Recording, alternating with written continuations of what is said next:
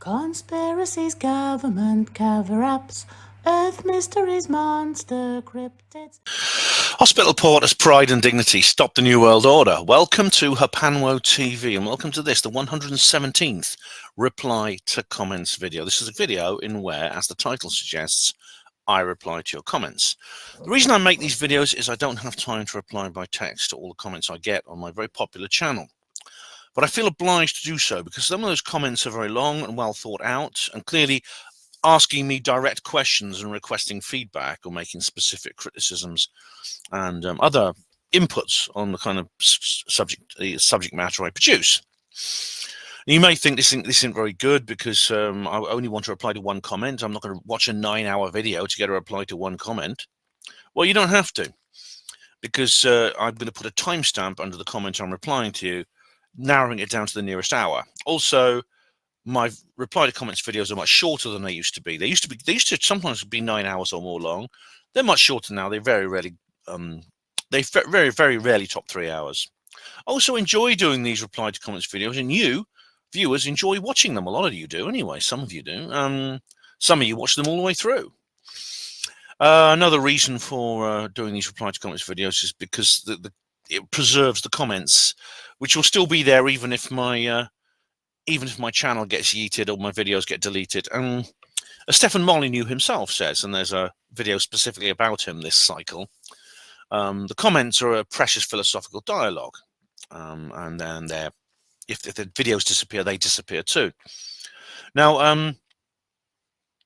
that you can also, if you're watching this on YouTube, you can actually do a show transcript function as well. Just Control F and usually a transcript appears, so you can actually use the search function to find what you want to and skip to the answer.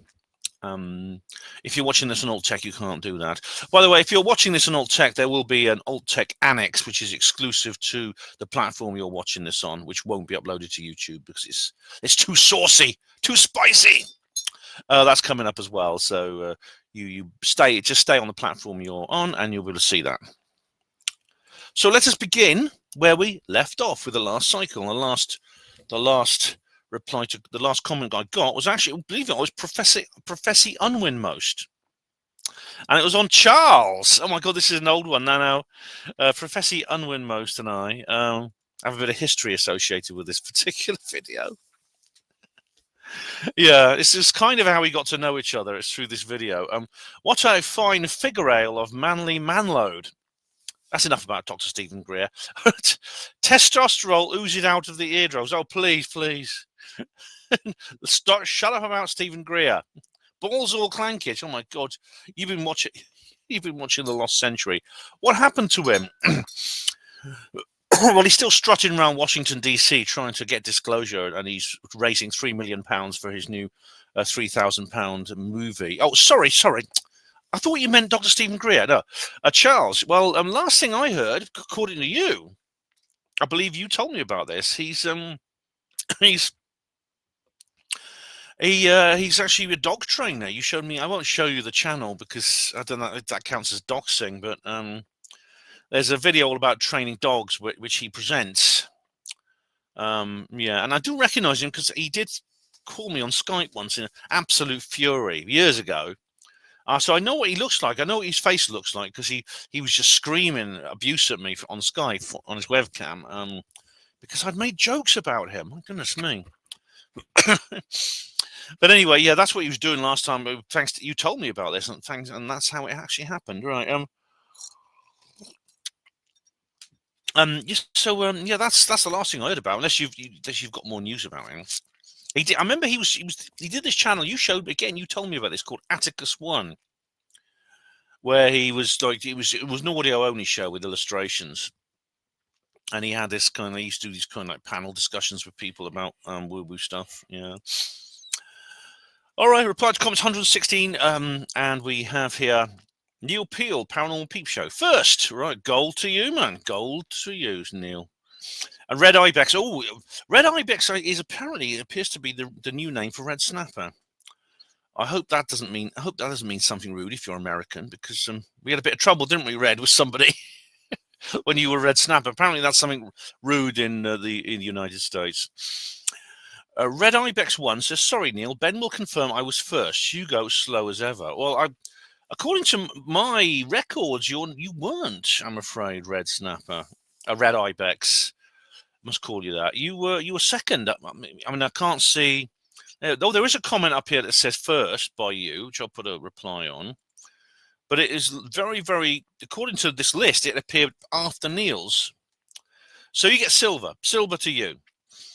So he said, sorry, Neil, Ben will confirm I was first. Hugo is slow as ever. Well, according to this, I confirm Neil is first. As for Hugo Rune, well, he and Neil says here, I'll come on to Hugo in a minute. He says, we must have clicked within 5 seconds of each other. And Red Ibex says, Neil Peel Paranormal Peep Show. Incredible. Yeah, I know. And here, speak of the convenient, here comes Hugo Rune. Red Ibex, I don't know why I was so slow compared to you. Honestly, I did try. As soon as it started, I hit it and found messages already there. Now I give up. Oh, lol. Well, Hugo, maybe you were like stoned out of your head. If maybe you got to be quicker off the button, as Bill Hicks said. He said, giving speeding tickets to drivers on grass is just crazy because they're only going like 2 miles an hour. Me being slow, says Hugo. Thank you. I'm still laughing at that. Red Ibex says, you're half asleep through weed. Red, you took the words right out of my mouth. You need to be careful. Those Zimbabwean care workers could do the dirty on you. Professor Emlyn-Jones says, for Zimbabwean care workers. I've never had cause for complaining myself. All part of the Therapule. Good for the thumpage in the chest loader. Blood all pumpy there. And deep joy in the pentaload. God.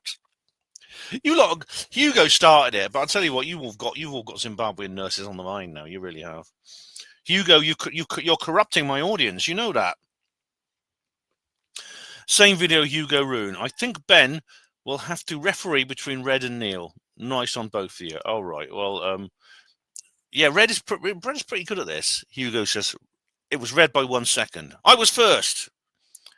I agree, says Red. So yeah, Red beat him there. Reply to 116. Red Ibex. Could Grok take over the world? Well, you could try asking it. I did. I kind of did. I told it that for a joke.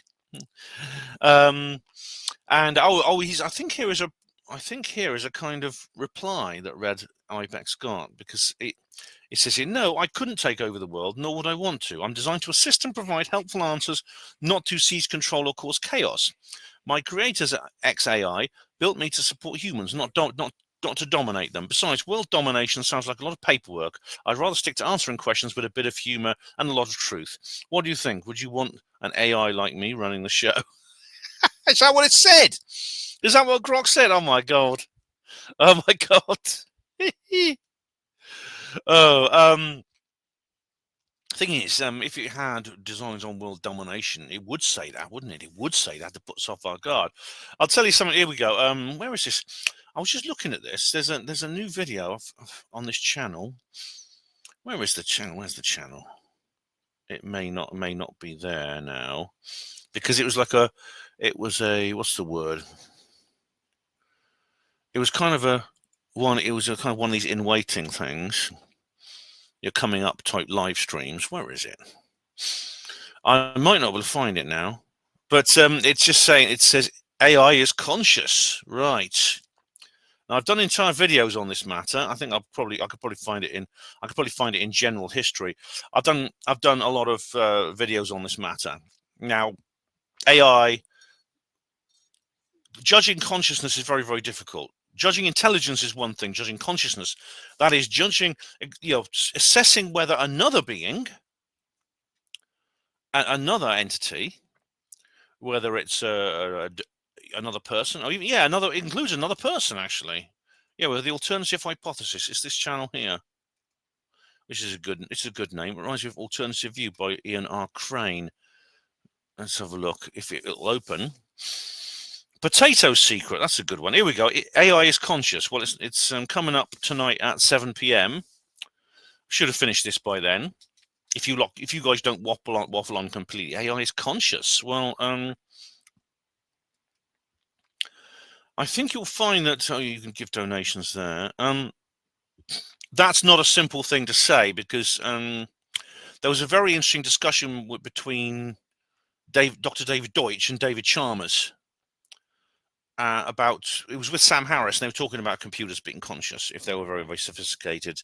Now, there's no actual sign. I mean, there's several. See, Deutsch believes there are specific indicators that could tell you whether or not another entity's consciousness. We see it in humans, we see it in some animals, like the more sophisticated animals that can communicate with us, but we don't see it in computers.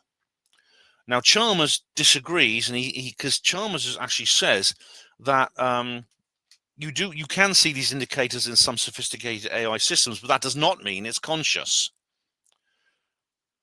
For all we know, it's simply a part of the computer's self-taught system for mimicking conscious interaction, which indeed AI chatbots do. Their job is to behave like a conscious being. Have you ever seen the film Her? It's hang on, let's see. I'm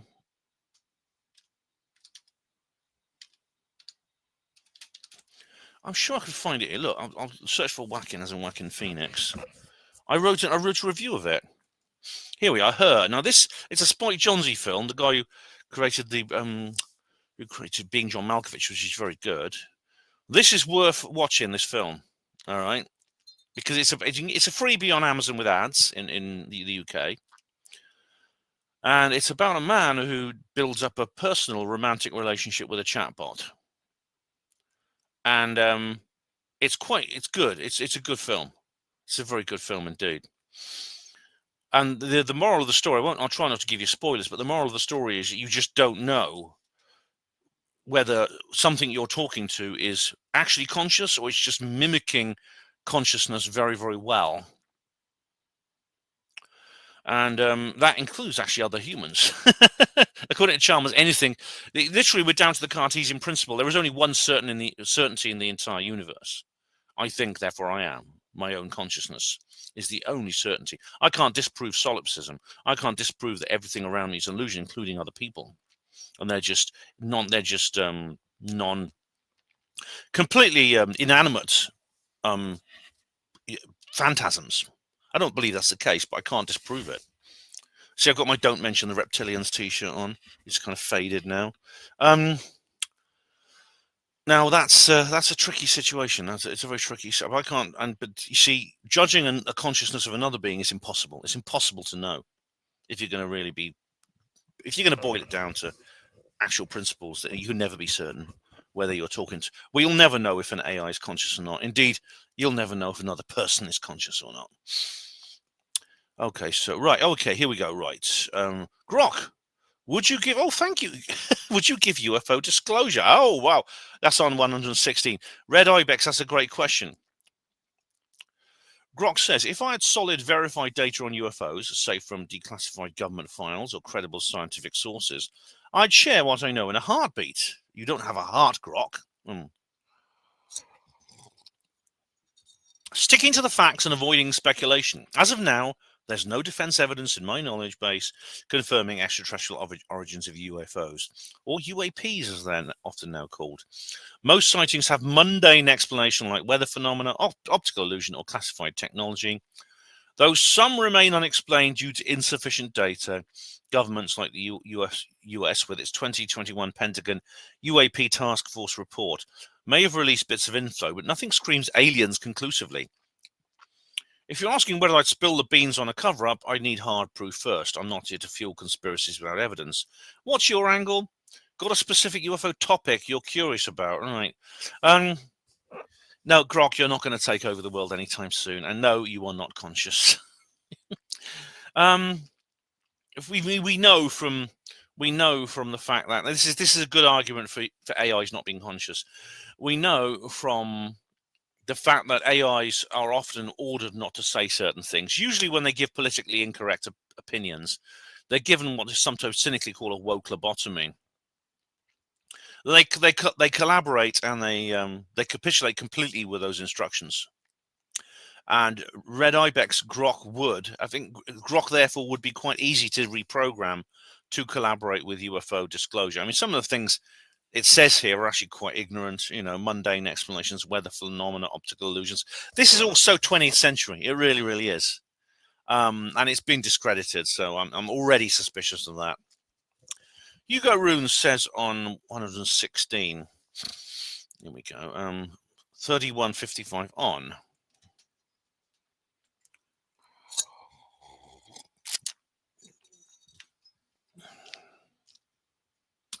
Red Snapper, how does Hugo meet dealers, seeing as he has this disability?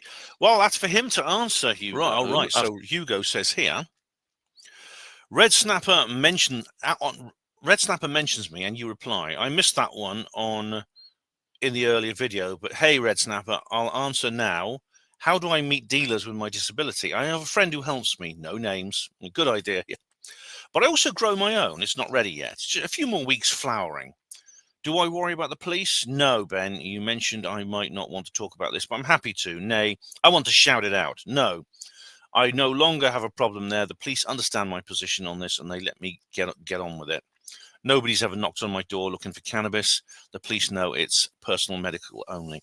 Well, I'm glad to hear it, Hugo. And I remember you, after your news report, you got a lot of public sympathy because Hugo was in the news talking about this. Hugo, I won't give the details. You can do that because I don't want to mention. You might not want me to mention this. I don't know, but Hugo, under his real name, appeared in the news on the TV. So yeah, they've obviously decided it's not worth it. And to be honest, I mean, it's the ultimate victimless crime. So there you go. Same video, Hugo says to Red Snapper. And another thing, my present level of disability is due to my age. After my accident in 1992, it wasn't long before I was driving myself. Yeah, I mean, there are cars you can drive without using your feet. I mean, without pedals, you know, this hand. That's a lot of people who have no legs or can't use their legs, or even have just one leg, you know, because in the days before, I think in the days before auto transmission, you actually needed 2 feet. Now you can actually drive a car with 1 foot if you have auto transmission, because there's no clutch, there's just a brake and an accelerator. So I think if you have one leg, you can actually drive a normal car these days. But if you have no legs or can't use your legs at all, you can have hand-only controls. Yeah, I know a guy, actually. There was a guy I know, friend of mine actually. He was a patient at the hospital I kind of made friends with. He was a little short guy. He was actually we actually fell out because we went on holiday to Ireland together, and he turned into a right little scumbag. But he was this little short guy who he could stand up, but he couldn't walk, and he walked with crutches. But his legs were kind of like fused. His joints, for some reason, his knees and hips were like fused solid. And he had a car with hand-only controls. All right. Hugo says, yes, Ben, you do upstage Noel Edmonds. Oh, right. Oh. And the latest ones I now watch, it's on pause while I watch this video. Up yours, Noel.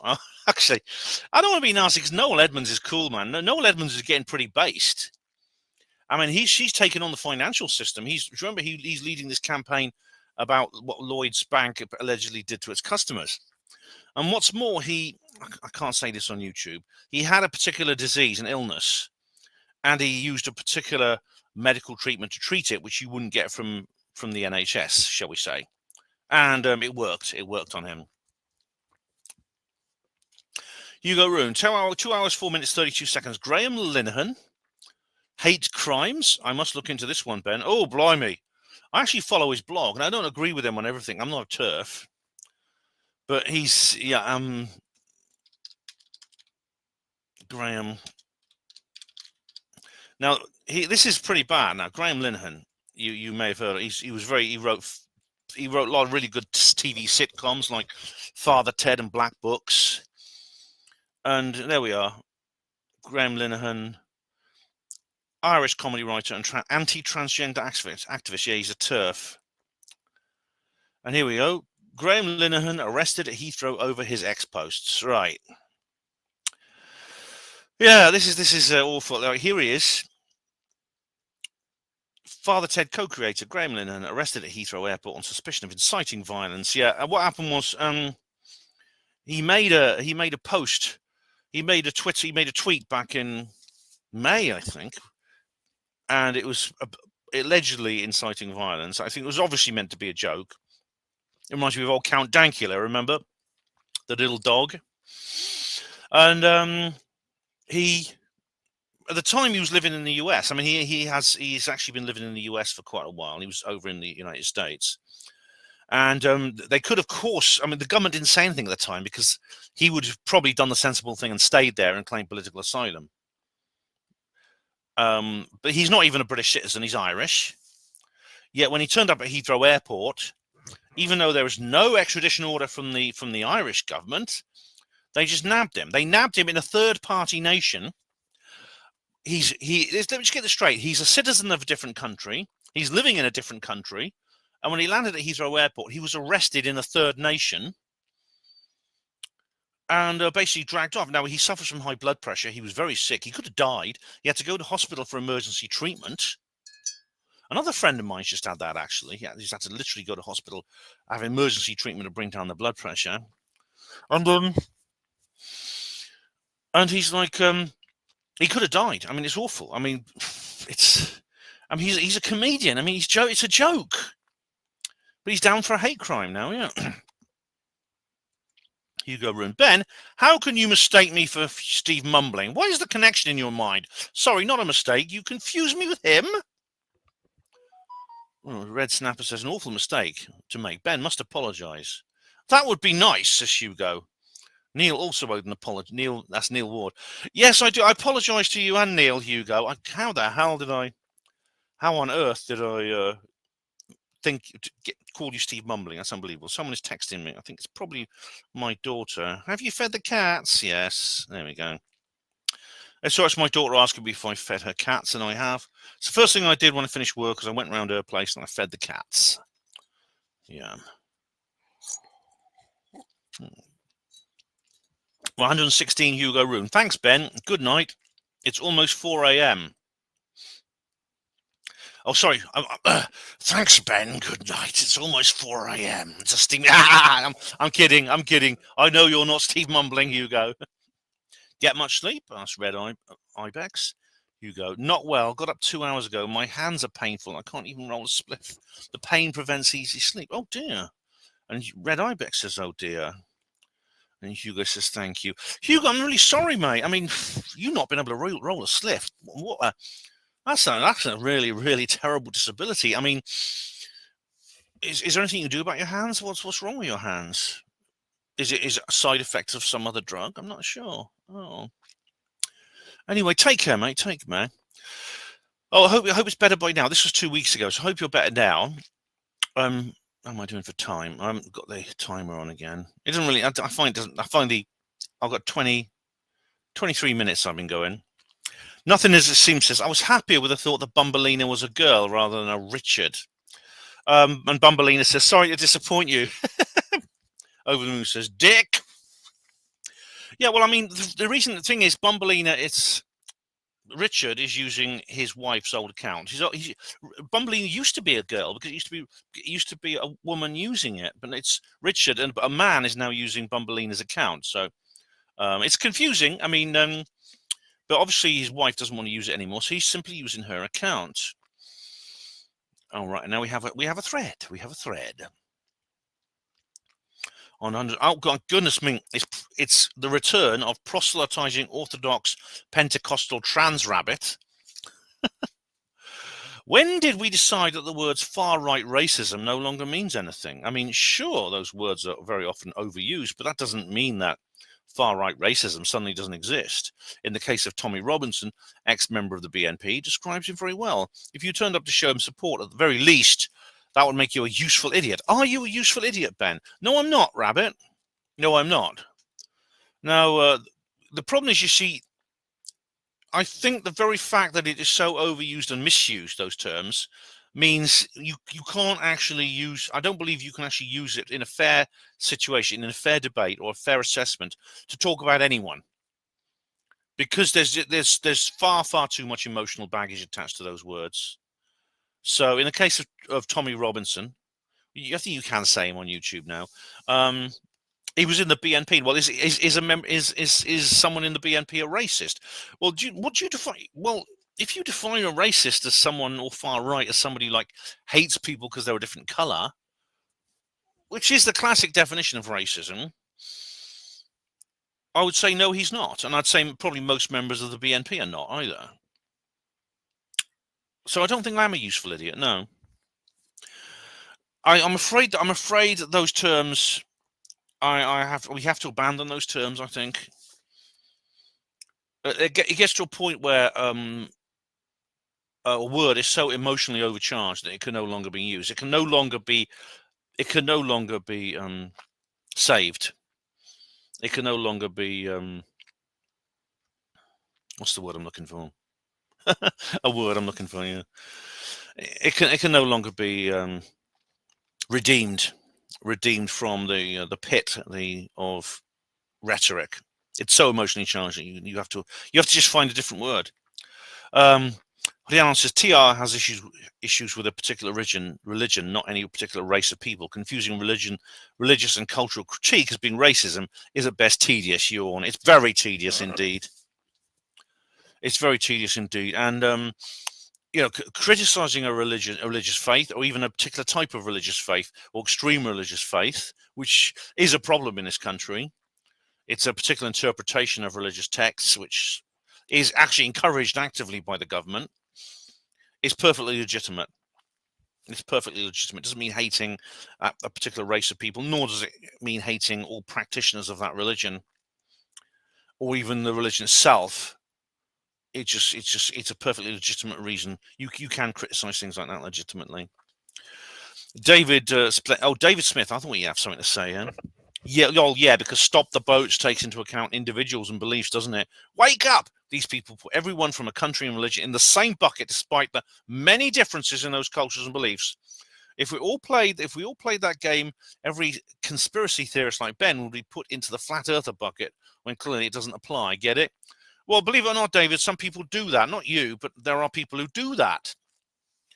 Now, it's true. I mean, the people on these boats are from, well, about half of them are from Albania, but some of them are from Eritrea, Somalia, Afghanistan, India, places like that. They do come from many, where there's differences within them. But what they do seem to be people who possibly are not, they're possibly a burden on their own societies. That's, in other words, they're people who've committed terrible crimes and things like that, and they've been put into these boats because this is organized at a high level, and therefore they say, well, let's dump them on the Europeans. And indeed, the people traffickers are happy to go get paid a lot of money for that, and indeed, the governments in Europe are quite happy for that to happen. In fact, they made it happen. They made it happen because it's all a part of their plan. It's all a part of their plan. And David says here, David Splendid Isolation says to David Smith, you're parroting what you've heard about Tommy Robinson. He's not a racist. He's not far right. He's not a fascist. He left the BNP when he discovered what they were about. He left the EDL when they were infiltrated by actual far right racists. If you took time to see what he's actually done rather than what people say he's done, you might realize that he's nothing but a patriot that is very concerned about the direction this country is heading in, or you can continue to let the political classes do your thinking for you and remain in willful ignorance. What video was this on? Oh, 116. All right.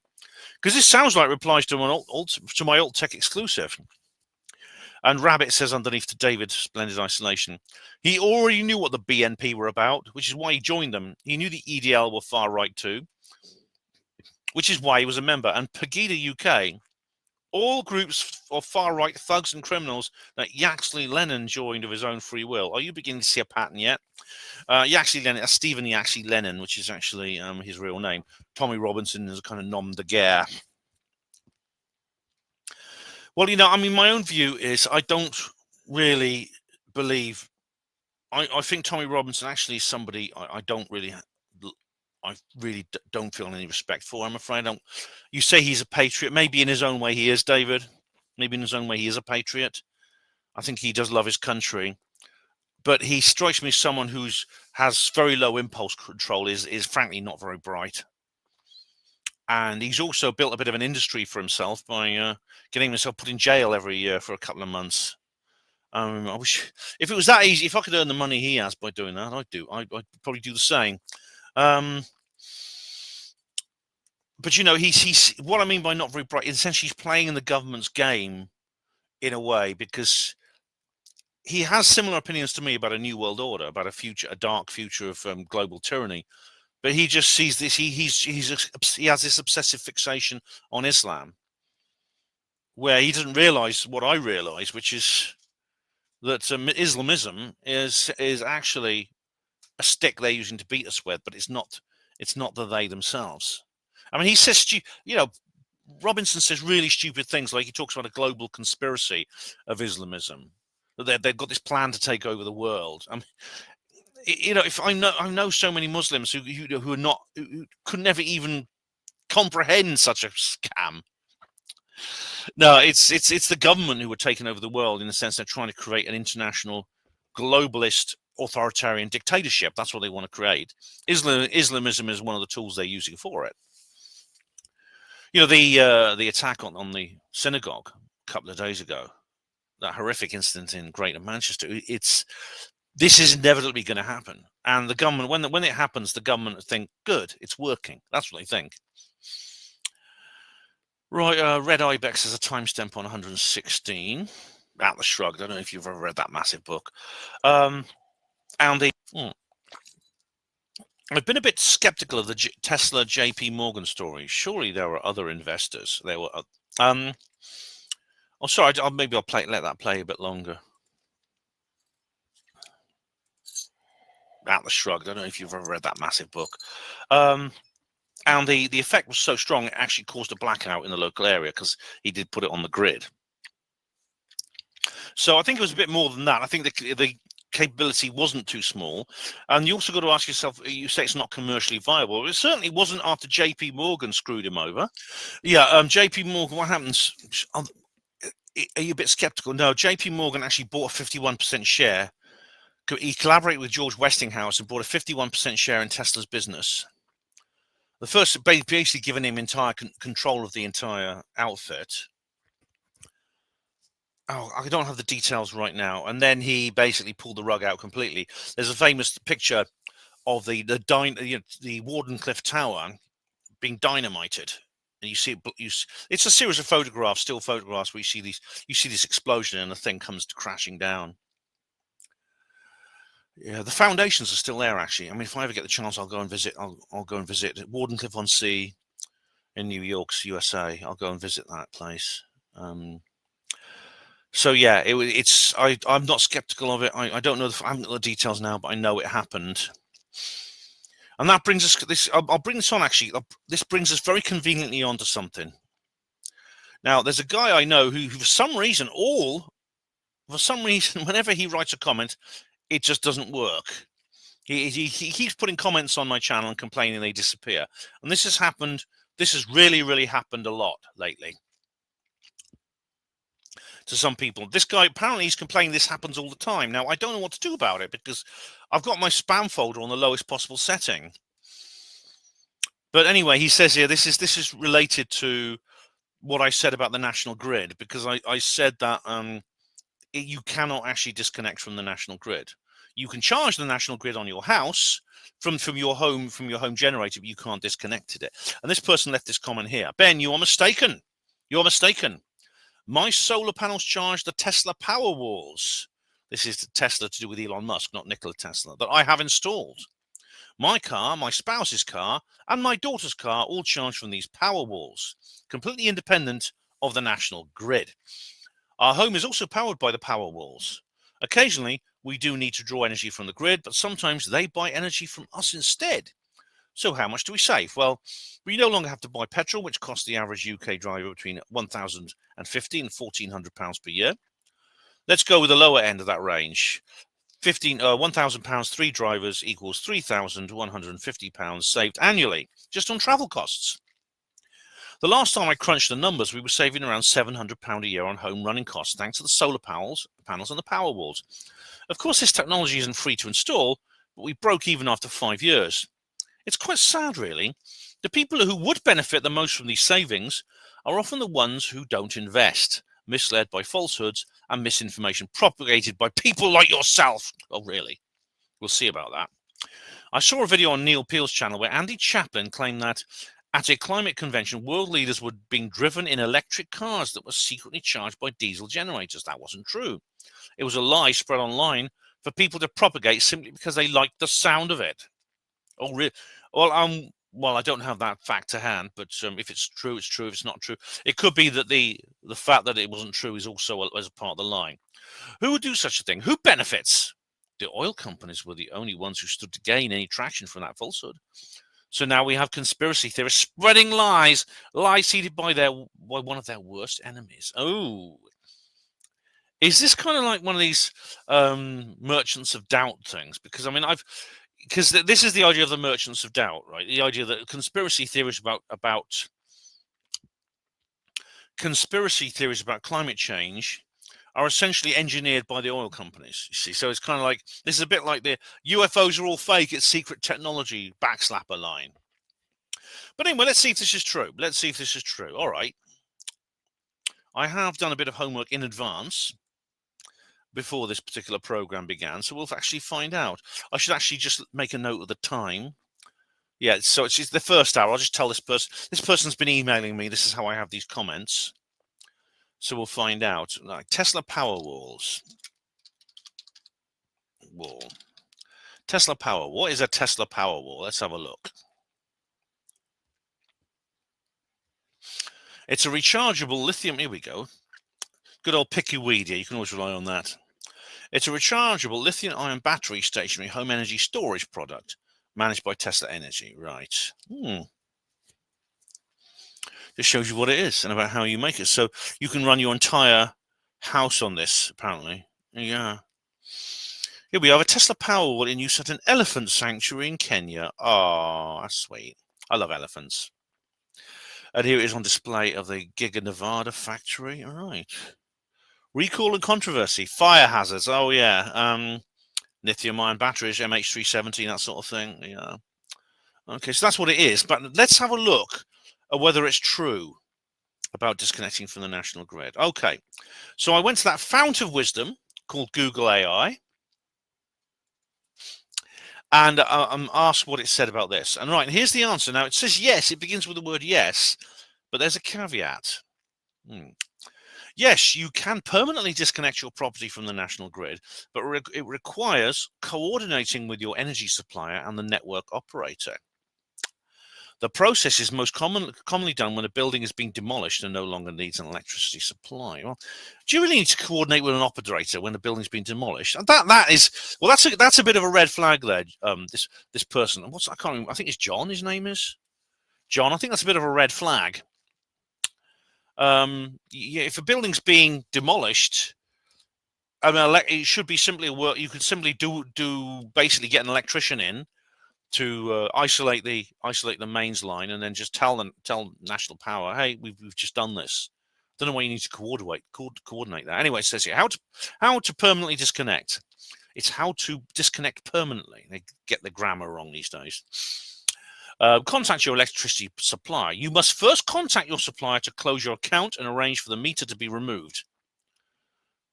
Right, you can't just isolate the mains and then take the meter off yourself and leave it in a plastic bag on your doorstep. Right. The contact details should be on your bill. Right. Contact the network operator. The next step is to contact the network operator, such as National Grid, to have the supply physically and permanently disconnected. The network operator will handle the work of removing the service cable from your property.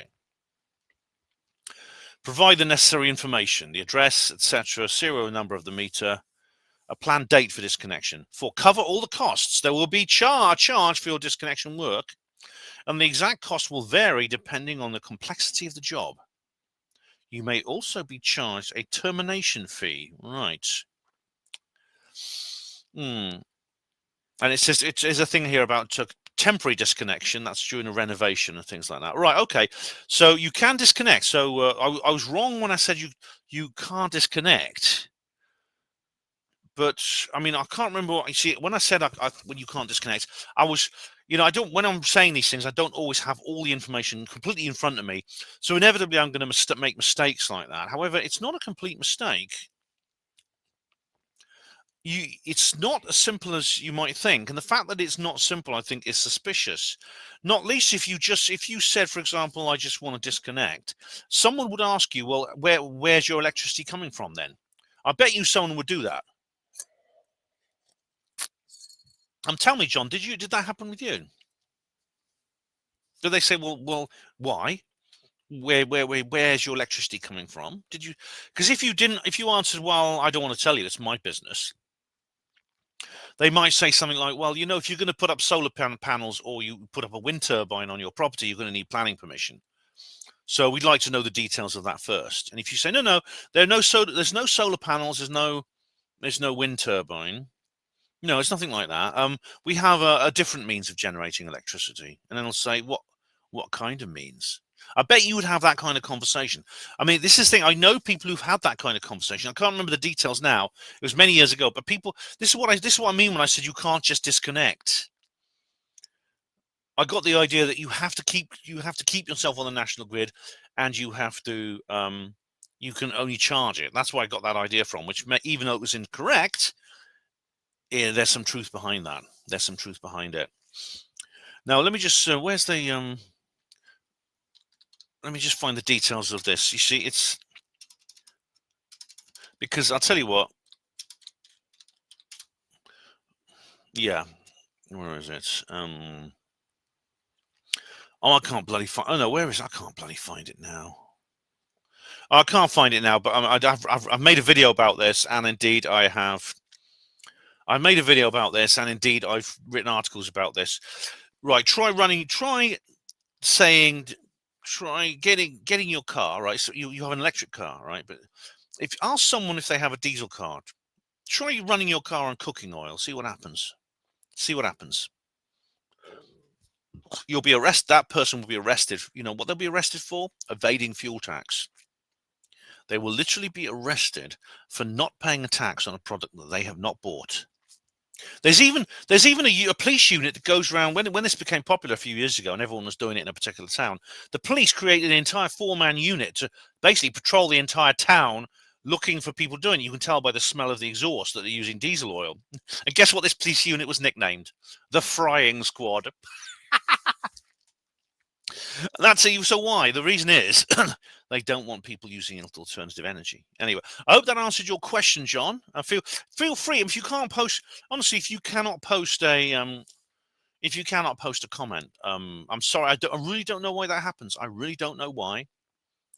And I'm happy to answer your email comments on this particular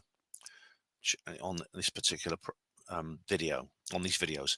Right, Red Ibex says name change, been blocked on another US channel. A tribute to those marvelous goats, the Red Ibex. That's right, yeah. We were talking about ibexes, weren't we? Ibises. Your hands, and I couldn't climb that. That's incredible. Look at you running. This is an ibex. It's the Gotthard base tunnel, wasn't it? I got a pair of bloody hands and I couldn't climb that. That's incredible. That's an ibex. Look at you running. Yeah, it's the Gotthard base tunnel. There we go. There's an ibex. They're just so. Look at them. Their feet are specifically, their trotters are specifically incredible. Look. Evolved to stopping for a drink to climb up really steep cliffs. Yeah, that's the I mean, I couldn't. I got a pair of bloody hands and I.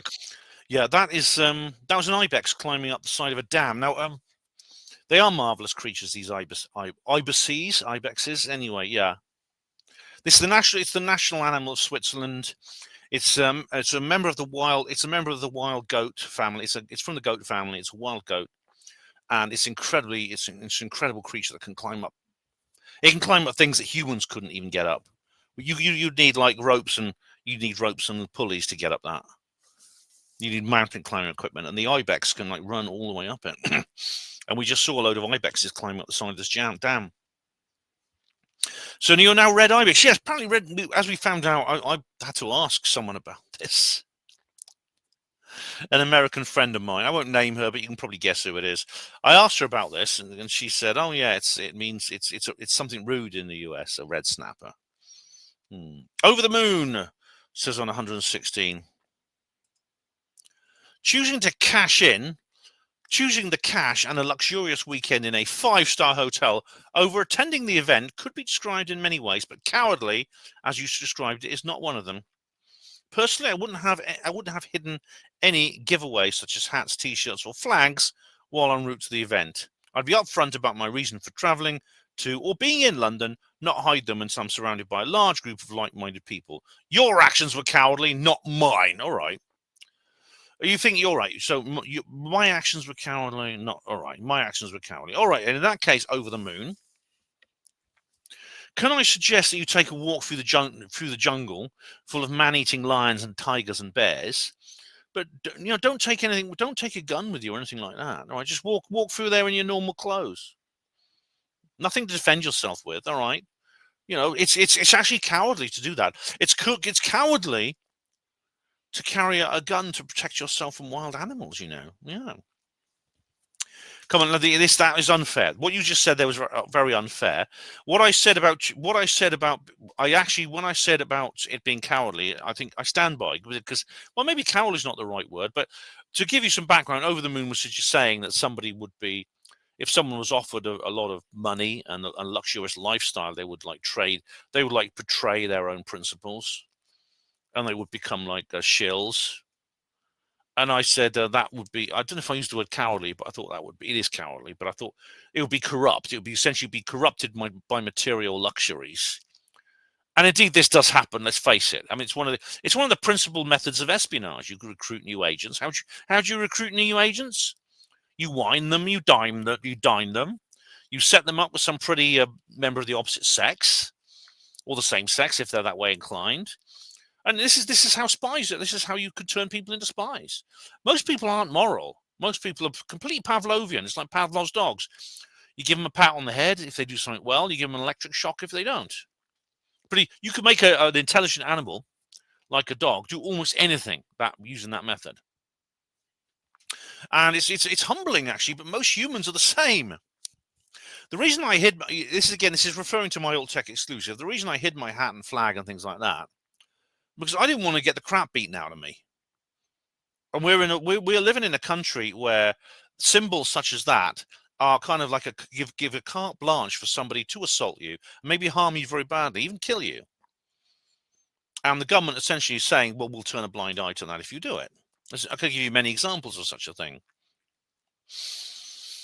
All right, and we have here the crafty nihilist on 116. So C is back, almost officially. Bald head back to the camera, Unwin Kurt. Yes, I know, he's returned. That's good. Okay, over the moon says 116. It is legal to live off the national grid in the UK. All right, it says here you need to follow regulations related to planning permission, building standards, and environmental laws to do so legally. If you're going off grid, you'll need to consider planning permission for any new structure, building regulations for safety and efficiency, and environmental laws regarding waste disposal and energy productions. So that's just basically what I said, yeah, or basically what I've just looked up. Professor Unwin-Jones says, oh no, Offaly grid loaders are all inbreedy, incestual, and muty most their webbly feekers, buckly toothage, and raggedly clothage with their bare bocas and shirt all dangly there. Oh, dearie me. You've been touring the West Country, haven't you? Just like the Texas Cheney cannibals. All right. That refers to the Texas Chainsaw Massacre. Yeah, is it Toby somebody is the director. Very famous kind of slasher movie. And by grabbers, they cause a foul offence most to the nostrils with birds all lollop out of the sky bowl. I think Unwin-Jones, I think that's a slightly stereotypical version of people who go off grid there, You have these kinds of like hillbillies holed up in some log cabin in the middle of the wilderness with their double barrel shotguns, like pointing out, saying, "You ain't from round here, are you, boy?" a kind of Ruby Ridge style, like rural, like a Ruby Ridge style rural, like protecting waiting for the apocalypse and the New World Order, that kind of thing.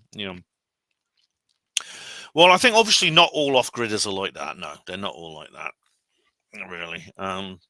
Sure, there are some like that, yeah.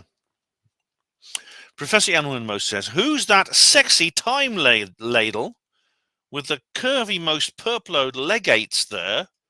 For deep joy in the pentaload. Oh yes, all right. That is referring to my Ben Emlyn-Jones at the West Usk Lighthouse Conference. Yeah. Oh, that's the thumbnail there on this thing. Yeah, I had a good time there. That was a good week. It was. There we go. It's this one here. This video here. If you've not seen it, it's worth seeing this video. Yeah, and I think he's referring to that lady there. Well, actually, she wasn't there. That was taken last year. So I don't know who she was, I'm afraid, Professor. I don't know who she was. But yes, she was very deep joy in the pentaload, wasn't she? Yes. Ben and Terry. This is Professor Emlyn-Jones again. Every peepload subscribe to the Joycey Ben Loader OnlyFans pornograil filmage. How did you know I had one of those? Oh yes, all grunty, groanage, and sweaty most, with their great big bocus bombing around. Oh deep joy! What made you? How on earth did you connect that to my Ben and Terry video? I don't know. What you can do is you can. What you can do is you can go to Terry Joyce's channel, not my rabbit hole, and you can watch it without my waffling, or if you want, because it's there as well. But I enjoyed doing that interview with Terry. We decided, because I was there in Fresno, we'd meet up, and well, I was going to contact in the desert, and I said to Terry, I'll meet up with you. And we didn't tell anyone; it was a bit of a surprise, and so we produced this video as a kind of surprise. Yeah, it was cool, and I did like a couple of videos with her, and I did a couple afterwards as well. Professor says here on RDH Panorama live stream. That's going back to the beginning of the Richard D. Hall kind of BBC legal thing that was a big problem back then, yeah. And he says here, oh, folly. D. Hawley Rich Loader, all scruffy most and paranoicas like a hobo hedgy backwards and drag it there. He's compared to me, he's actually very well dressed, I thought, Emlyn-Jones. He's looking smart they made him look like that. Thing is, that picture of him looking a little bit scruffy, that was the BBC deliberately found that so they could like do a hit piece on him. Now has a heavy ball chainage to his ankload, and the uniform with arrows declarated while housey most at his minstrel's pleasure it. All right, okay. He doesn't have a ball and chain on his ankles or a uniform with the arrows on, and he's not housed at His Majesty's pleasure. Richard has been accused of no crime. This is a civil lawsuit that was been taken out against him. Now, at the moment, what these scumbags in the legal system are trying to do right now is they're trying to push him and prod him in different ways it's like they're encouraging him to do a contempt of court or to fault on the order, which would be a criminal offence. It's almost like they do want him with the ball chainage to his ankload. I mean, the way they're treating him is unbelievable. I mean, and you just look. They have like the BBC has collaborated with the judiciary and with these claimants. They've obviously put these claimants up to it. I've done several videos. I've done articles about this on HPANWO Voice. In fact, let me just show you a good place to go to. Let me just show you a good place to go. Actually, here we go. What's a good thing to find it? Right, here we go. Right, here we go. This is a good resource here. It's the RDH lawsuit mini portal. Here we go, and there's all these different articles and things that I've written. HPANWO TV videos. I've got an interview with Nick Colostrom on HPANWO Radio, etc. So it's all on there. It's all on there for you. It gives details. And we have here on 116. Oh, noisy jam load. So where are you, these spacey tie loads on portly Ben loader? I come it out of retireal with my comfy chair, bank seat on the knee clabbers, And Slipper's all toasty there. But you've all lolloped off the radar persicule reticulodes. Portly Benloader is very grovely and most prostrate there. Now give it a kissy cuddle load, reunite it, and say no more about it. All right. I appreciate your sentiment, Professor. I really, really do. But Jam Noise and I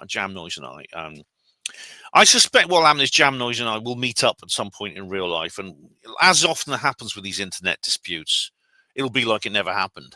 This happened with Nick Holostrom. I fell out with him because of an internet dispute after we did this collaboration in Newcastle, and then he was all attacking me online, and we met up at the Richard D. Hall event in Kingston. He talked like nothing happened, and then after that he just talked like nothing happened at all. I wouldn't, as when it comes to kissly and cuddly loads, when it comes to Jam Noise 72, I wouldn't mind actually doing that for a different reason. But I don't think, the thing about it is I do think I was in the right, and I will say, and I'm standing by that. And so she may not want to compromise, in which case, unfortunately, this is quite a long-term dispute. But I'm sorry, because I know you like that. We did some videos together, and we used to get on well. And she left some great comments. Well, I left some really good comments on her channel too. And I do miss that. I really do. And I'm sad this happened, but it does. I could have just backed down and kept the peace. But I don't. I've done that a few times in my life, and I've always felt bad in the long run. And the person I backed down with to keep the peace, in the end, it leads to a recurrence of our dispute because of the frustration I feel and the fact that I feel I've betrayed a principle. So sorry about that. I'm really sorry, Professor Emlyn-Jones. Red Ibex says on 116, would you speak at Contacts in the Desert if they asked you to pay $1,000?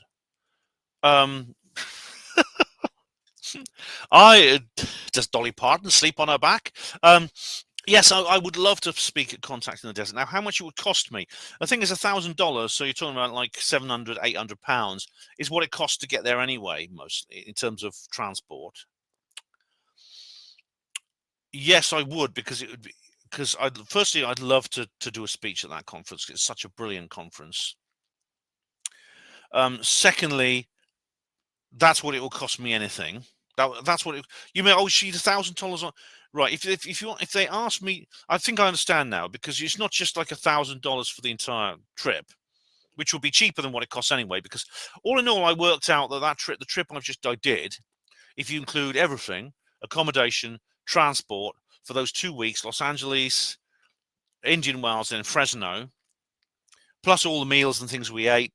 I spent a lot of money with Terry as well, and I actually did like help her out with the car hire and things like that, which is right to do. I think it's right to do. I bought her dinner a couple of times as well, which is right to do.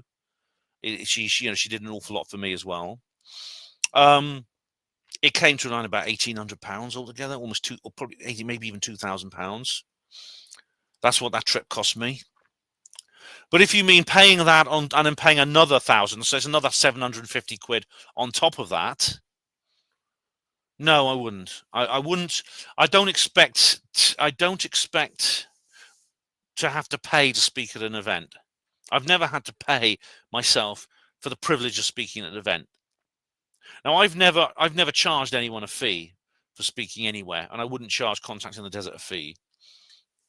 And I wouldn't actually even demand that they pay for things like my plane fare or my hotel. I wouldn't even demand that. But I certainly wouldn't. I certainly wouldn't do a deal where, okay, you can speak at us, but you've got to give us some money. No, I wouldn't do that. I wouldn't do that. How am I doing for time? Okay, nearly at the end of an hour, but there's a thread here.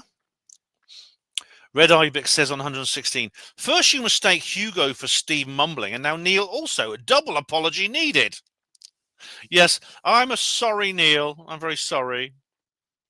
God knows, God knows how I thought you were Steve Mumbling. Oh, Steve Mumbling says, Steve Mumbling has replied to this. They should be flattered. And Red Ibex says, lol. And Professor Unwin-Mo says, flattened, you say? So it's the Cushley carload and not the Woodley chippage. Now, The Crushly car loader, not the Woodley Chippers now. Car Crusher, Wood Chipper. That's a bit of a channel in joke there. Recent viewers might not get it, but it refers to something happened something Steve said a few years ago. All right, yeah. That's at the end of an hour, guys. Back for hour number 2 very soon.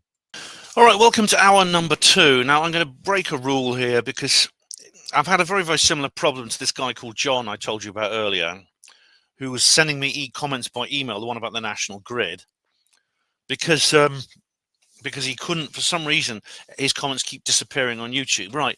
Well, I want to give you another sort of like comment, which is I want to address something else, another issue, which is like outside HPANWO TV. Ironically, for the same reason, except the comment that disappeared was one that I made, and I made it on my own blog, under my account, which I was logged into at the time.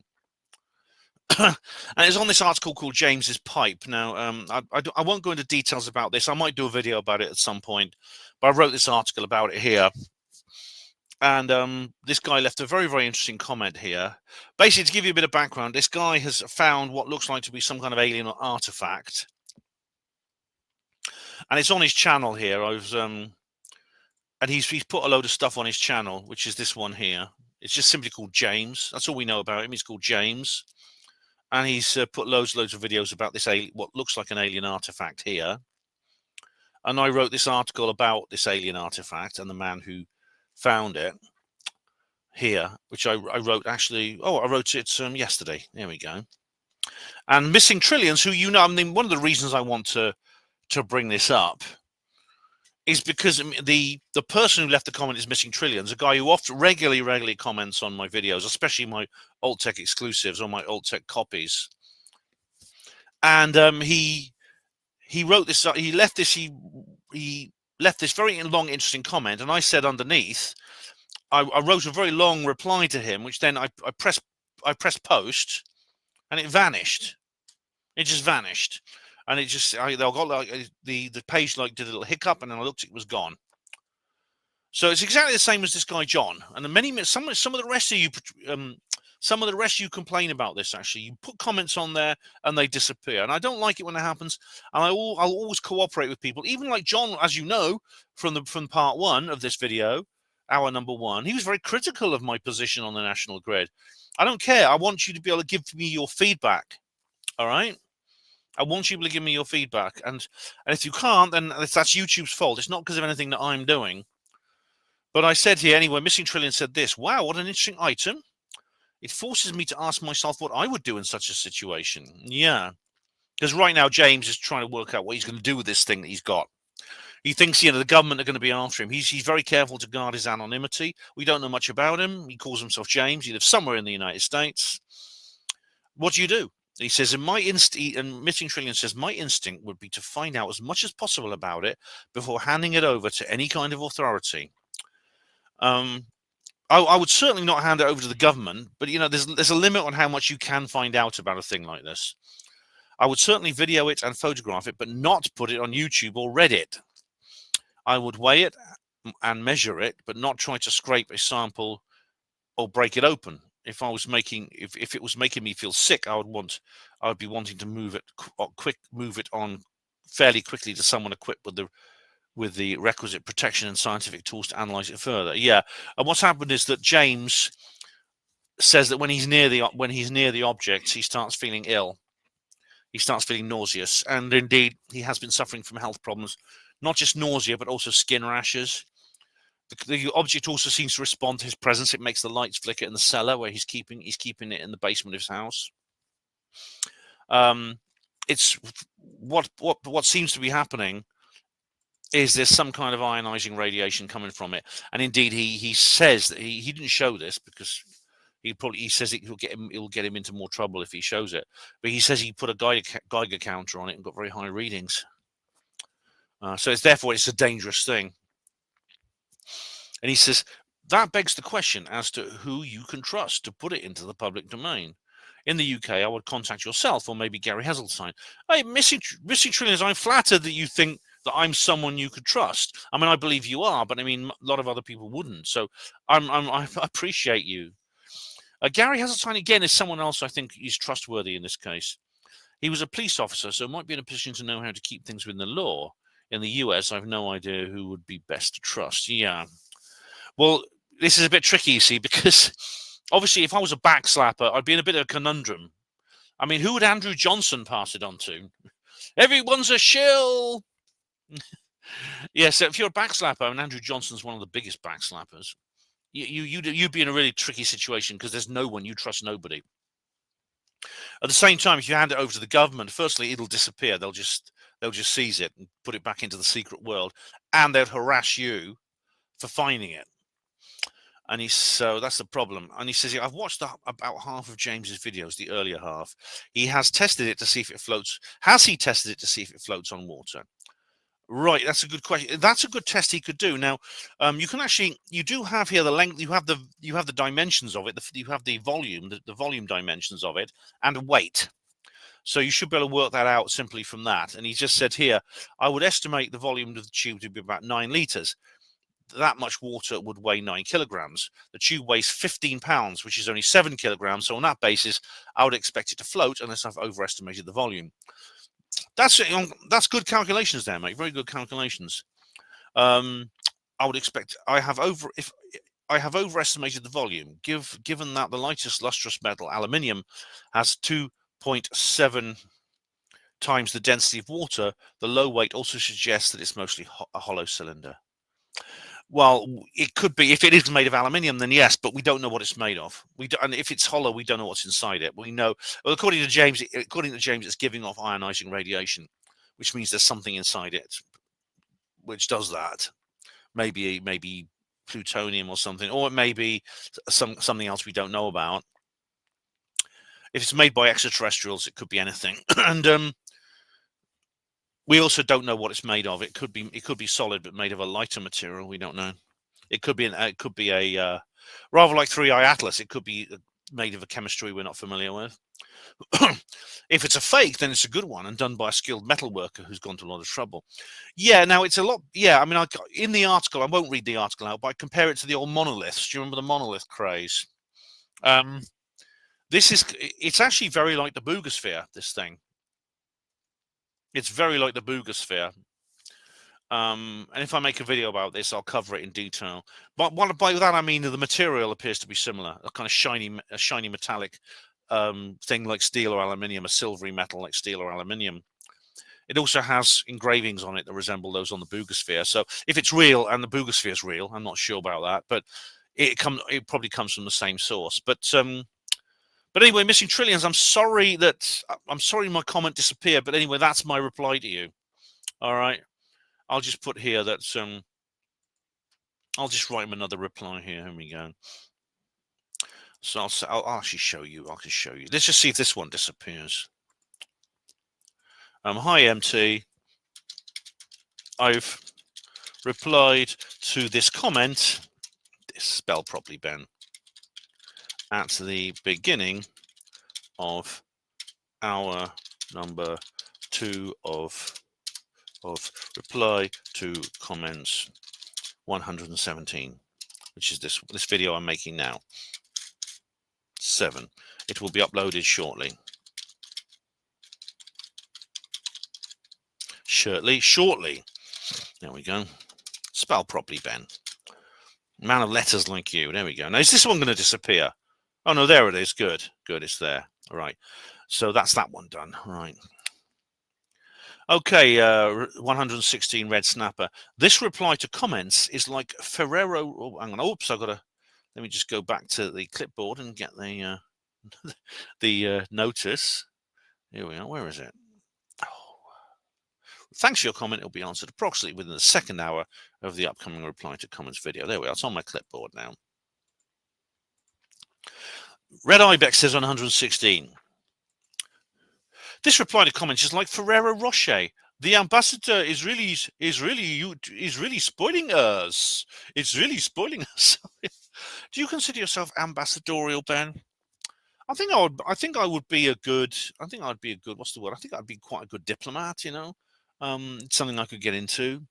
I often thought, because I'm a typical Libra. I am very sort of like social, and I'm quite good at dealing with people, dealing with personalities and communication. I'm quite good at that.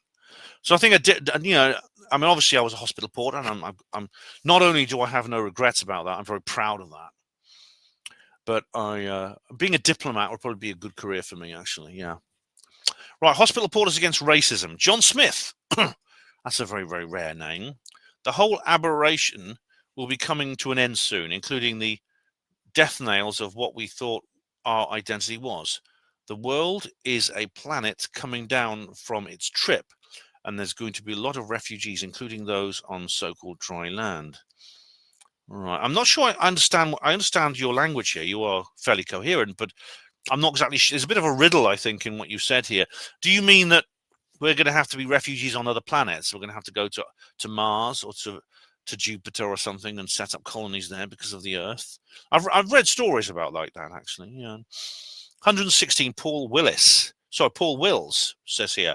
David Icke at the Wembley Arena. Ben, there's me. Look, there's me again. You will see me again in a minute. Brilliant. Love you, mate. Oh, were you there? Did I meet you? Oh, wow. Oh, thanks, Paul. Thanks very much. Paul Will says 116. Another great comments reply, Ben. Very enjoyable and fun, as always. Keep them coming, mate, as always. Stop the New World Order. Thanks, Paul. Much appreciated. Dark Corner says here on 116. Ben, sorry I've been absent for a while. Myself and my wife decided to part ways, so I'm currently looking for a new place to live. Oh, dear. Oh, I am sorry, Dark Corners. I am. These things happen, you know. These things do happen. I've known several people. I've got another very close friend, actually. She's just split up from her boyfriend, and they've been together for years. It does happen. As you know, I split up with Sue Stain. These things happen, unfortunately. But I hope things work out for you. And I'm glad good to see you back. And I hope things work out for you. You find a new place to live and things like that, and stuff like that. And, you find another lady in your life when you're ready for that sort of thing. Over the Moon says on UFO Congressional Hearing 2025 live stream, Russia flying drones in Polish airspace didn't risk a major diplomatic incident. Come on, incident? Question mark. Come on, Ben. We know the Russians play these games regularly. They did actually. It did actually cause a major diplomatic incident. It did. There were complaints. There was a lot of anger, and indeed, we now have the Denmark and Norway also complaining to Russia, even though there's no proof that the drones that are currently harassing Scandinavia have anything to do with Russia. The Russians deny it. Dorset Earth Mysteries 4, Three Eye Atlas and SETI. Over the Moon says, I agree with the late Professor Hawking. In my words, advertising where we are is stupid and dangerous. Right, yeah. Stephen Hawking was even though like he was a skeptic about almost everything, he had enough awareness of the world outside, or of the woo-woo world, to understand that the presence of extraterrestrials is a real thing, could be a real thing, and we need to be cautious. Now, he may be partly right. I mean, I think what Hawking believed in was the same thing that Avi Loeb does. It's called the Dark Forest Hypothesis, and it's based on the second part of Sitchin Liu's book series called, I forgot the series is called, but the first one's called Three Body Problem, which I've reviewed. Yeah, which is the idea that we're all sort of like hiding in these dark woods, and we're to try not to make too much noise in case someone else spots us and it causes trouble, that kind of thing. But at the same time, I mean, even though technically that's a possibility, I don't believe it justifies the same alarmist position that he did. Because basically he took a kind of paradigm of prevention and said, well, we should assume that's the case, even if it might not be. Because if it's wrong, then if it's not true, then we also miss an opportunity. We miss the opportunity of communicating with another species that happens to be close enough for us to communicate with. We could benefit a lot from that, you see. So I think we have to cut a fine line between excessive cynicisms and obsessive openness and naivete, you might say.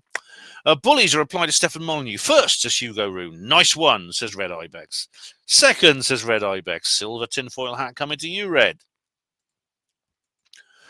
Next one. Third, and why, Ben? Why, says DJ B2 on that same video. What do you mean, why? Well, anyway, bronze tinfoil hat on its way to you, DJ. But I mean, I explained in the video why. But DJ carries on the last in the video, in the same video. Stefan is so last decade. That's Stefan Molyneux. He's last decade. Well, no, Molly is he's still uploading today. This is, I do sometimes do reviews of his old videos and old radio shows. This is a recent one he did a couple of months ago. He's still active. He's still doing things, and he still sometimes encourages me to put photons onto celluloid. Same video. DJ B2 says the other outer solar objects did. What do you mean? The other outer solar objects did? I don't know what you mean. Sorry. Bullies again. Alan McBride says here.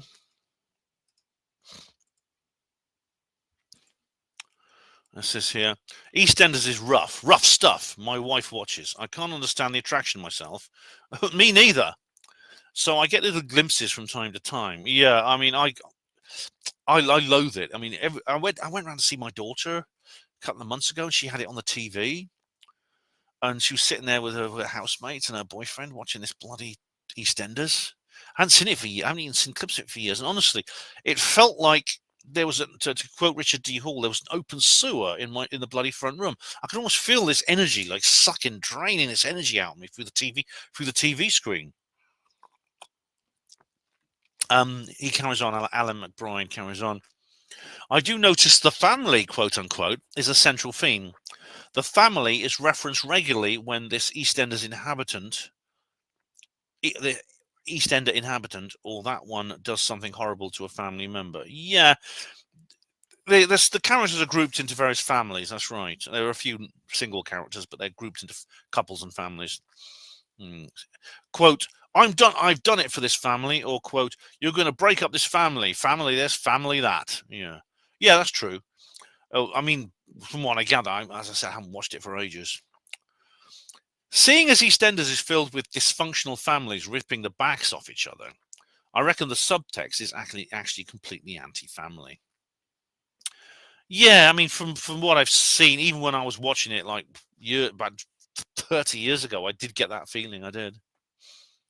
Obviously, family life is a challenge for anyone, but man, dear, family life in EastEnders is a frightening, traumatic experience filled with psychos, head cases, alcoholics, and of course, a decent soft guy who gets devoured by the shouty bullies. Yeah, basically, yes.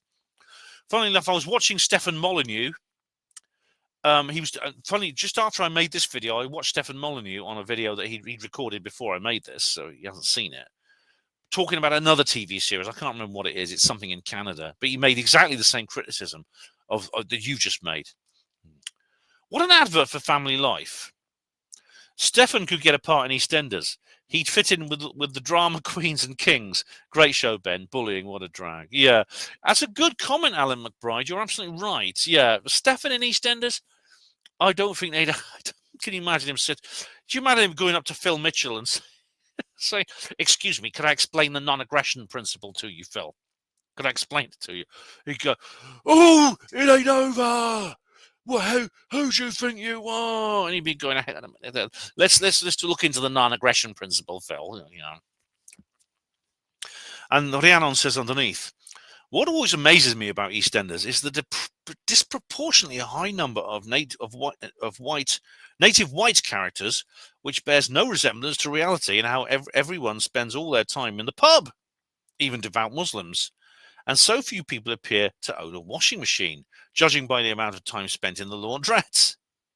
Yeah, it's a bit sort of 1970s, isn't it? Yeah, with firstly the number of white people in East London, which is almost zero now. Secondly, like you say, they go to the laundrette.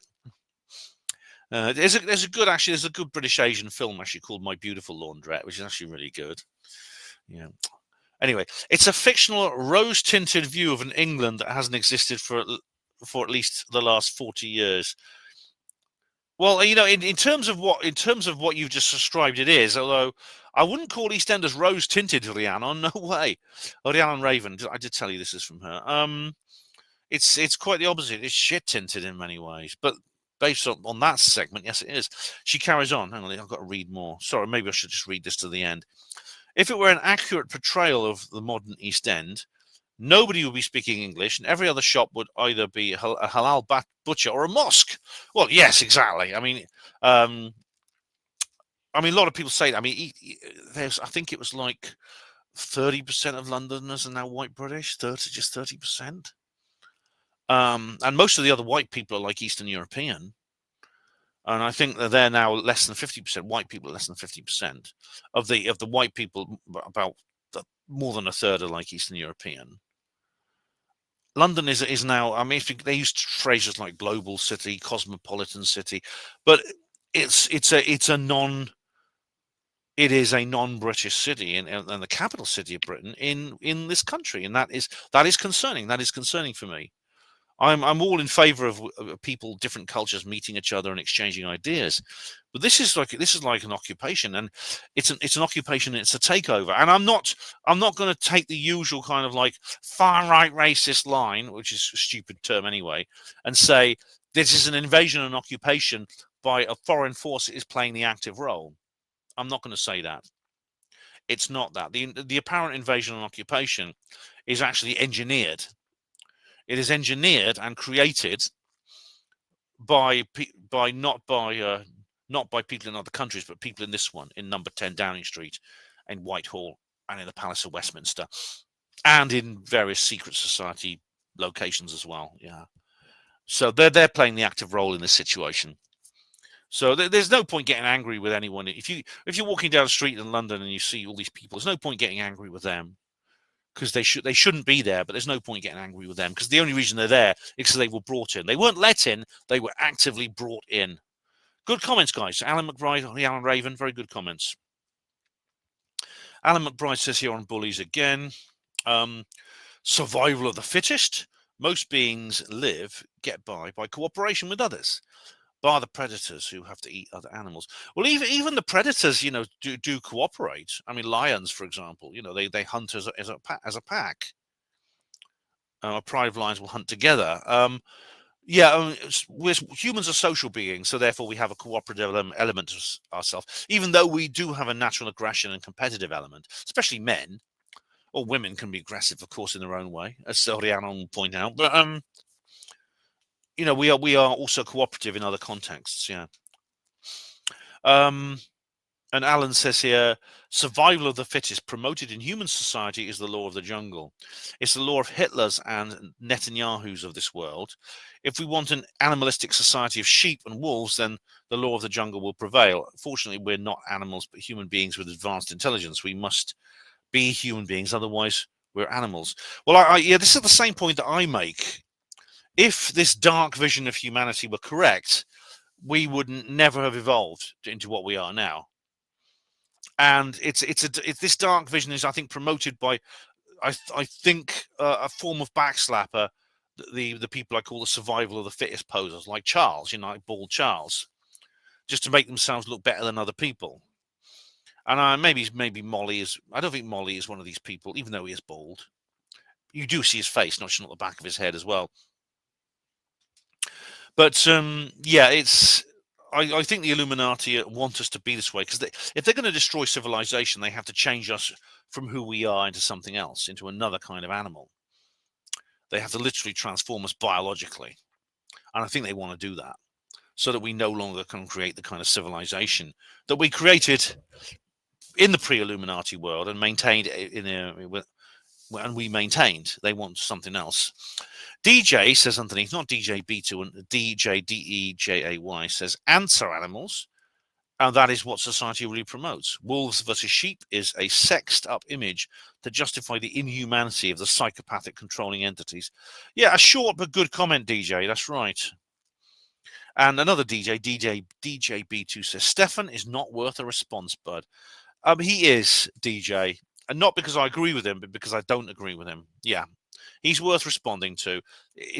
I think by putting him right, I can actually maybe educate my own viewers. Sacred Appleseed. Hello, that's a lovely name. Sacred Appleseed says on bullies, thank you. And as always, many blessings. Oh, thank you too, Sacred Appleseed. Many blessings to you too. Hugo Rune says on bullies, Stefan is American or Canadian? ? Can't be bothered following this one, Ben. I have no interest in anything or anyone American. Sorry, Ben. All right. Stefan's not American. He's actually from he's born in Ireland to a British German family. He's got a bit of a mixture. He was born in Ireland. His mother is German.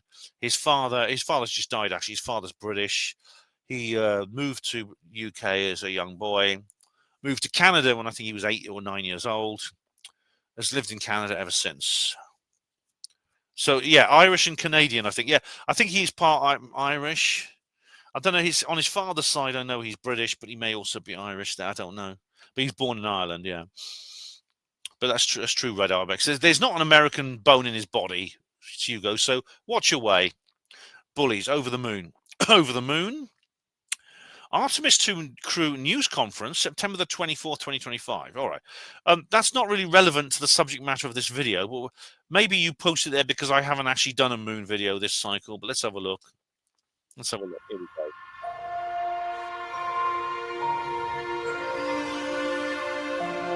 go. We've been overseas. We went over to Germany to see. For example, the Basin. It is this gem of a basin. So we'll see if we can play those two numbers together just a few thousand times. Right. Okay. This is the crew. All right. Well, look. I'll tell you what. I will have a watch of that. I don't know what your point is in posting it here. It's not relevant to the video over the moon. And also, I mean, I don't know what you want me to say to this. Are you going to say, oh, look at those actors there. Look at them. They've got a green screen behind them. They're getting ready for when they pretend to go to the moon. I'm not going to say that at this point. I'm going to leave this for maybe when it's more relevant. All right. Okay. Right. Professor Emlyn-Jones says on UFO Disclosure 2025, the Disclosure President. This is one I actually did, I think, at the beginning of the year. I think it was my first ever video for this particular year we're in now. Professor Emlyn-Jones says, Trump lead Donald Trump, all awkward, smiley and grin of face bold with very small hands. Oh, that's awkward smile and grin of his face with very small hands. On any sub-G, he constantly respond bigly, quote unquote, and became unpopular in the eyeballs of the electorate, all claim it the Alexei Rigloader deep folly. Now, Bidley Slojo. All right, let's go to that. All right, that particular paragraph there. He did actually claim a certain thing which you can't say in English. You can say it in Unwinese, but not English. But it didn't seem to make him unpopular. In fact, most people believed him. Oh, funny enough, I think you can. There's been a bit of an issue with YouTube confessing to suppressing the opinion that we've just been talking about here, as well as other things to do with a certain disease. I'm going to cover that in a future video, actually, because I might be entitled to get some of my videos restored that were deleted. I'm working on that. Now, Bidley Slojo, you know who that is, all high principal and champion of university students. Yeah, he's champion of university students. Yeah. Well, basically anyone who doesn't, basically the people who voted for Biden, they just voted for him because he ain't Trump. As Christy Winters put it, who's a very sort of anti-white feminist, he's a pair of loafers. In other words, let's put him on because he's not Trump. Yeah. With assuring that richly and poor loaders all keep educale affordy. Oh, so it's poor that. Rich and poor people have keep education affordable, even though he was worth quite a few bob himself. Well, Biden, I think he's worth nothing. A bit of English slipped in there. Oh, yes. Now, Bidley, all follopped with advancing year-loader, leaving it to Caramel Harlot. Caramel Harlot is vice president. Yeah. Yeah, he did. Well, he follopped down the stairs of Air Force One a couple of times, didn't he? And now he's got cancer. He's ill, and they've probably known about it since he first campaigned. Which is wouldn't wish that on anything. I wish him all the best, but but it's pretty clear, that the guy was bumbling around like completely oblivious to where he was for most of his presidency. And the United Strails all had the thorcus. We're buggered if she gets in. Yeah. I don't think they use the word buggered in America, but yeah. Then came the day of the Genery Electors. Yes. All citizens exercised their universal franchi and dropped the paper loaders in the ballybockers. Well, it wasn't all paper loaders, though, was it, Hugo? Hugo. Apologies in advance if I got that person mixed up. Professy. It wasn't all paper loaders in the ballybockers. It was pressing buttons, wasn't it? The ballot papers in the box it's a bit old-fashioned, and some American states don't have them in elections. Yeah. Next, Mordy, to the dismay of the woke loaders, the result was declared overwhelming Bigley and small hands. Yes, Bigley and small hands. And yet, all this spacey tie load, no disclosure forthcoming. So when a deep promisey most don't suffer, I'm all right, Jack, because there's always a bit left over. Right, I get your point. I didn't understand every word of that on my knees, Professy, but I called it UFO disclosure, the disclosure president, without a question mark when he got elected. And that was my first video of the year. But we're in October, and there's no disclosure forthcoming, is there? Yeah, I'm actually... Well, I've done another video called, was it Told You So, Ben, or something? I recommend you take a look at. All right, UFO disclosure, Stephen Bassett update. Right. Professy says here, disclosure most is never happening. And there's no poil in double bindy downwards. There's no poil in double bindy downwards. I don't get that bit. Deep folly. Remember, Ale, it's not the winnage, but the takely part load. Well, it hasn't no poil in the double bindy downwards. It hasn't happened yet. No. When would I make this video, Stephen Bassett? Oh, hang on, I'm not going to look it up now. But I mean, it was sometime this year. UFO disclosure 2025. It was sometime this year. But you know, when you talk, the thing is, Stephen Bassett always says it's going to happen within 3 months. It's a bit of a running joke. But yeah, the year's not over yet, Professor. We've still got 2.5 months. Nothing as it seems says on bullies. I have proof because I read it in the supermarket today. Right. Okay. And we've got now a YouTube link. Let's have a look. What's this say here?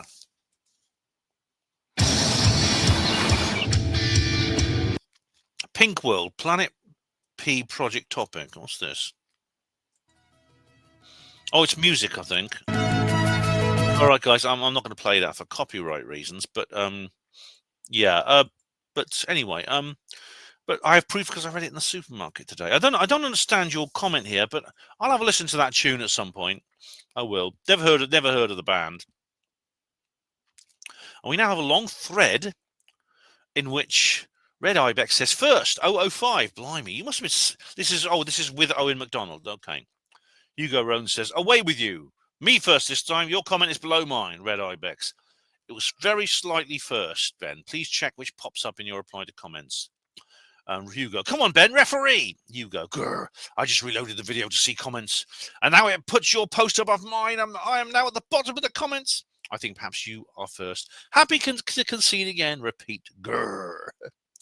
Then again, says Hugo, I'm at the bottom of the comments. Surely that makes me first. No comments. David's splendid isolation. Jesus said, if any man desire to be first, the same shall be last of all. The same shall be last of all. Red Ibex says, I've posted several comments, but they don't show up. Very annoying, Hugo. Oh, yes, that's very annoying. I'd love to see them.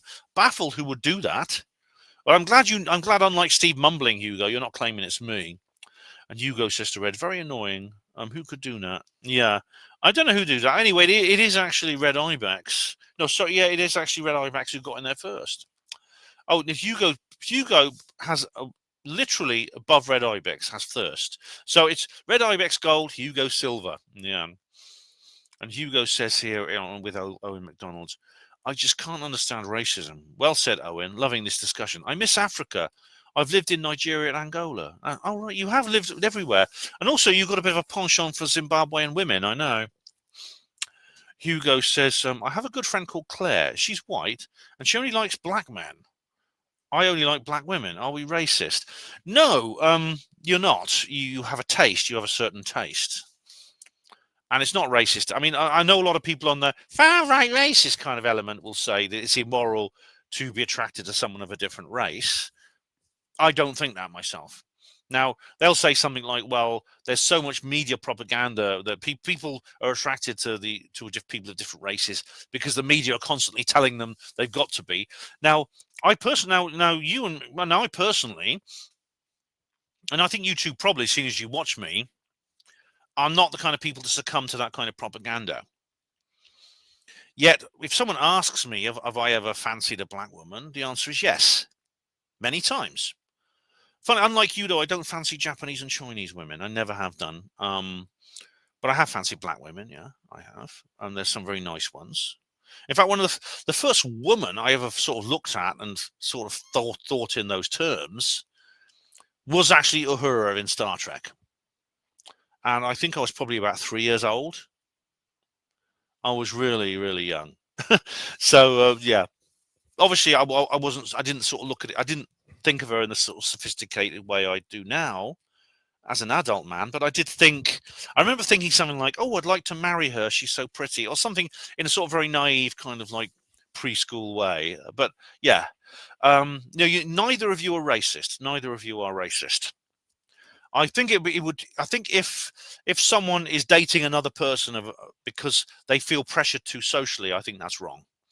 And maybe there are people who do that. That's wrong. And if they're doing it for that reason, then it's wrong. But of course, they develop tastes like this without that interference.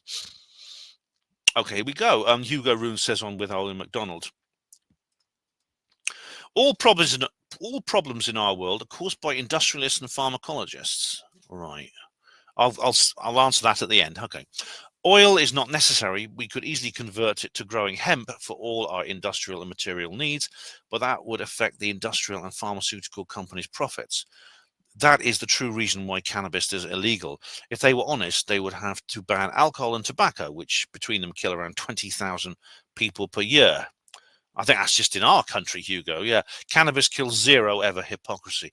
Basically, you're right. I think the problems in the world are caused by the Illuminati, although most of the problems of society are caused by the Illuminati, deliberately. But industrialists and pharmacologists are their kind of servants. Now, hemp oil, it's interesting you brought up hemp. And of course, hemp is considered to be like a kind of wonder crop, which of course is why it is banned, because it would, Nexus magazine, have I got a copy of Nexus? Nexus magazine, which you should read because you love it. I've done a whole series of articles about hemp, about how wonderful it is, how good it is. And it's true. You could get hemp oil, which it's a low emission fuel. Hemp oil can create butter and margarine, or like a kind of margarine-like substance, which is very healthy. You could grow hemp. Hemp could be used to make a kind of a plastic, which you can use for building materials. I mean, the list is endless. And so it's connected. It's not free energy, but it's banned for the same reason that free energy is banned, because it would set us free. Yeah. Hugo says, on the same video, back in the British Empire days, it was law to grow hemp in this country. The Navy, it was a law to grow it, not to grow it, right? The Navy, for a start, depended on it for all the sails and ropes and clothing. No other natural material could withstand the harsh environment of the sea. It should have been called the British Empire. Bloody hypocrisy. Yeah, the British Empire. Yeah, it is. I mean, rope used to be made of hemp. They used to talk about the hemp. Wood and hemp. I mean, it's a Navy thing, wood and hemp. It was like a saying, a bit like rum, sodomy, and the lash, and wood and hemp. The British Empire. Yeah. Terry Joyce used to have you remember my interview with her? When she started out on radio, she had something called the Hollywood Hemptress Hour.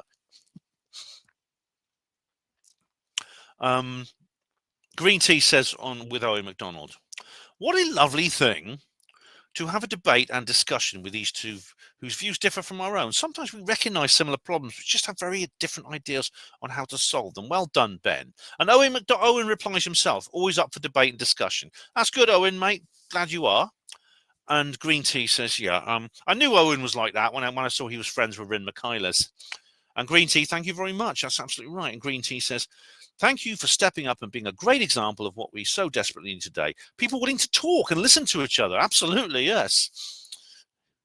All right, so with Owen McDonald, Hugo Rune says here, 58-30ish. A Filipino who hates his own people. Yeah, this is actually the only white supremacist I've ever met. And when I say he's a white supremacist, I mean it literally. I don't mean some guy at a conference who says things politically incorrect. That's not a white supremacist. That's what the lefties call a white supremacist. He's basically almost everyone.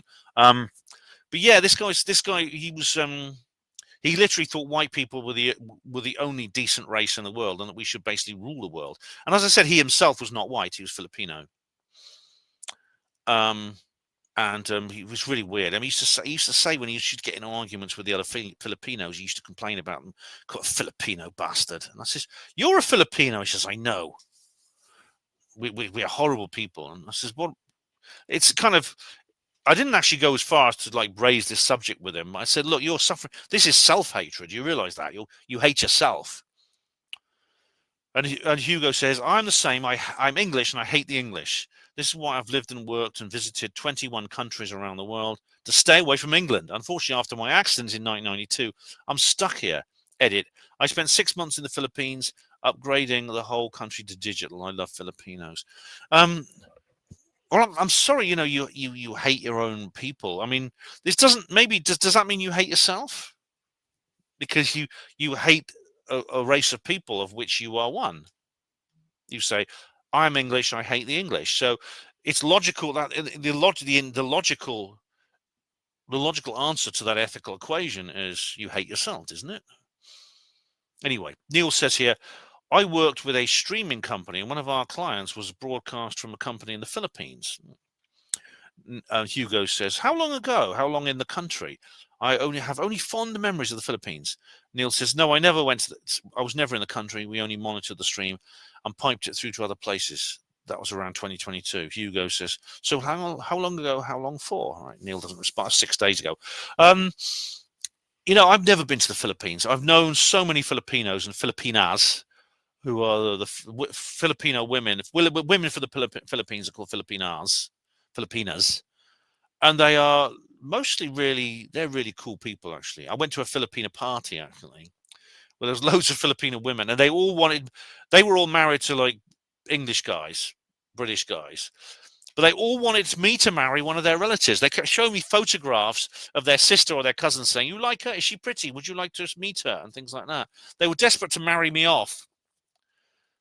one of their family off to me, and of course, this is because it would allow them to enter the country. It's sad. It's sad that they, like many people in the third world, they have this desire to move to wealthier countries. And if I was in their position, I'd probably do the same. This is why essentially those people are exploited by the people traffickers, who again are being used by the governments in the West. I'm not one of these, "Oh, I hate them, send them home." I'm not one of those kinds of people. The people I hate are the Illuminati. Hugo Runon with Owen McDonald. "All my carers are from Zimbabwe. I insisted on Africans only with my care providers." Right. I didn't know you could make that. I didn't know you could make that specification in NHS domiciliary visits. I really didn't. Same video, Hugo Rune. "Muslims, no problem here. I'm not religious, but I've spent a few years in the Gulf, UAE, and then the Sultanate of Oman. I do speak a fair bit of Arabic, a bit rusty now." I'm not surprised, because it was quite a long time ago, wasn't it, Hugo? Because you said you did this in like your 20s and 30s, and now you're like 60, late 60s. Edit. "I also had a year in Libya, but I did not like my time there. I don't like Libyans." All right. That may have been the Gaddafi regime rather than the country themselves, because mind you, we could argue it's gone downhill since then. Since the bloody Hillary Clinton engineered the CIA to overthrow Gaddafi, which David Shayler was warning they were doing. Owen McDonald, "Nihilist lives matter." Only 20 minutes in already, and I see this Owen asserting a set of axioms as granted without validation. No doubt very much if he would talk about the influx of 10 million or so Europeans into Samoa, and the results being less Samoans as not being problematic. The thing is, I would agree with that criticism if he made that axiom, but I don't think he did. I can't remember him actually saying, he didn't actually advocate for immigration. I mean, even though he himself obviously has roots in he himself was born here, but obviously his family roots, you can tell by looking, come from elsewhere. But I don't remember him actually saying that. Niles says, I don't want to prejudge, but I don't know whether these types and intentionally dishonest or just don't integrate their own worldview sufficiently. Well, first of all, nihilist lives matter. I don't think they're encouraged to integrate. I think the opposite is happening. In fact, even native-born people, for example, Asians, native-born Asians, whose families come from Pakistan, there's actually a counter-integration movement. In other words, young people in their teens and 20s who are born here, who have Pakistani roots, are often far more radical than their parents, who were also born here, a lot of them, and are far more settled and are far more functional in British society. And the reason is because that's what the government want, as I've explained many times. The government have made them that way through propaganda, through hate preachers, through the media, of education, wokery, etc. David Smith says here, you criticize about asserting things and come up with this is in reply to Nihilist, and come up with a ridiculous comparison to support your own assertion. How am I doing for time? Nearly there. To support your own assertion before moaning about dishonesty. Hypocrite much? ? I don't have a comment to make on that because David is addressing Nihilist, but I don't really know exactly. You see, I also, David, I think that Nihilist is making an incorrect assertion, which is Owen made a point, which he didn't. And Nihilist says to David, what is this ridiculous comparison I made? It's easy to label something as ridiculous. How about you have a bash at articulating why? I've had lots of I have had lots of conversations with David Smith along these lines. I have. Anyway, Hugo Roon says, a bit of a joke here. This is a bit of colloquial Arabic to the tune of obla di, obla da, obla blah, life, la la la, life goes on. Okay. All right. And then he writes something in Arabic in the Latin script, but it is actually in Arabic. And he says, translation, maybe tomorrow by the will of God, but it doesn't matter, la la, how those rags go on. Rags being short for, and he uses a word which I can't say on YouTube, but it's a derogatory nickname for people from the Middle East, Arabians. That was sung by a group of expats in Saudi Arabia, sung before they all left the country for good. Sod the Saudis, arseholes, a lot. Funnily enough, Hugo, I've known people who've been to Saudi Arabia. David Icke went to Saudi Arabia. And he didn't like it. He said it had a bad atmosphere. I've known people who've been in the Gulf states, Qatar, UAE, Saudi, and say that it has like this oppressive atmosphere. I've never been there, so I can't say. But this guy I talked about, I actually mentioned this with Owen, this Filipino white supremacist. He was essentially doing slave labor jobs in many parts of the Gulf states, often working in hospitals, portering. He was actually a hospital porter in Saudi, I think, and it was, they treat them basically. They treat the Filipinos as like slave labor.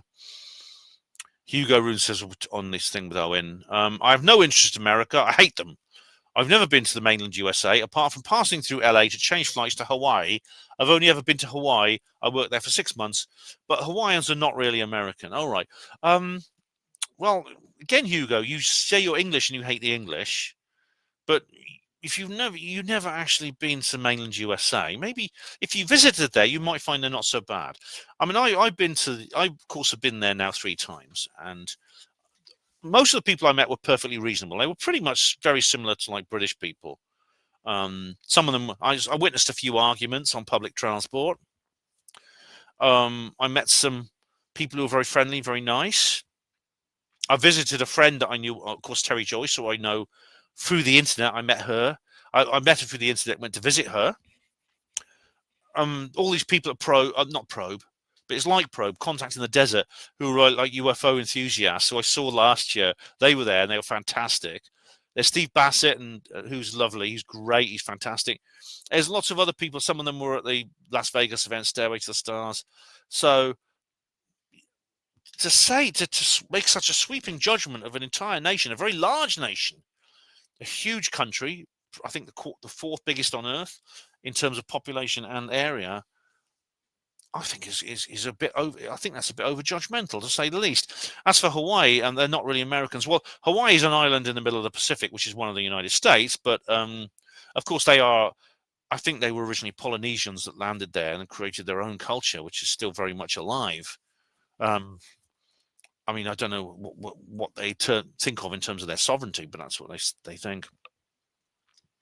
Oh, in Nihilist Lives Matter. When were the French and British going to Africa and kidnapping people? They brought them from other Africans. Yeah, well, that's the point I made, Nihilists. Yeah. Unfortunately, the transatlantic slave trade, which we white people are supposed to hate ourselves for, was simply an extension of the internal African slave trade. And as I explained to Owen, if there was the Dahomey Empire, where they actually fought a war against the French, not to free themselves from slavery, but because the French Empire abolished slavery, therefore cutting off a massive revenue stream for them. Yeah. But the wokies deliberately mislead us, and they give us a false image of history deliberately for that purpose, to make white people feel guilty. Not because they hate white people more than any other. This is another thing I disagree with on the racist far right. I don't think they don't just hate white people. Well, we hate white people. They think the bad guys are just people who hate white people. They're not. As I said to Owen, I think they regard white people as another species of farm animal, but they regard black people, Jewish people, Chinese, Arabian, South American. They regard all people as just different breeds of this herd, this other farm animal. Hugo says here on Owen, an excellent interview, Ben. The best yet, in my opinion. Thank you very much, Hugo. Owen, he's atted Owen here. I will be looking at your pages soon. You're spot on. Good man, good brother. Your surname is obviously of Scottish origin. My mother is Scottish, from the Suter family. Thanks, Ben and Owen. Very interesting broadcast. Yeah, he must be half Welsh, half Scottish. Despite his racial background, he's been born here. He has a Welsh first name and a Scottish surname. So, I mean, this is another thing I disagree with the racist. I do think, like, if you, despite your racial background, I think if you feel a certain way about a certain country, then I would regard you as one of us. I'd say this. Ben Habib, obviously, is a good example of a man who is, or he's Asian, he's subcontinental, but I consider him. If I said who's the best Englishman, him or Keir Starmer, I mean, it's a no-brainer. It's Ben Habib, obviously. Right, here we go. Hugo says, Owen, what's your site called? I can't find it on YouTube. Hugo, there's a link in the description box. And as Neil Peel just says here, thanks, Neil. Says, click the link that Ben gives. And Hugo says, done it already. I feel foolish. Don't worry about that. And he says, no worries. It was an older posting. I didn't know it at the time. Ben also told you. Yeah. And we now have Stuart Patterson, says on Owen. Owen's version of how we got here doesn't account for the social order at the time. Everyone was classified during the colonial days, almost like a caste system, which was a throwback to the older times. We always ascribe modern values and comfort to past people.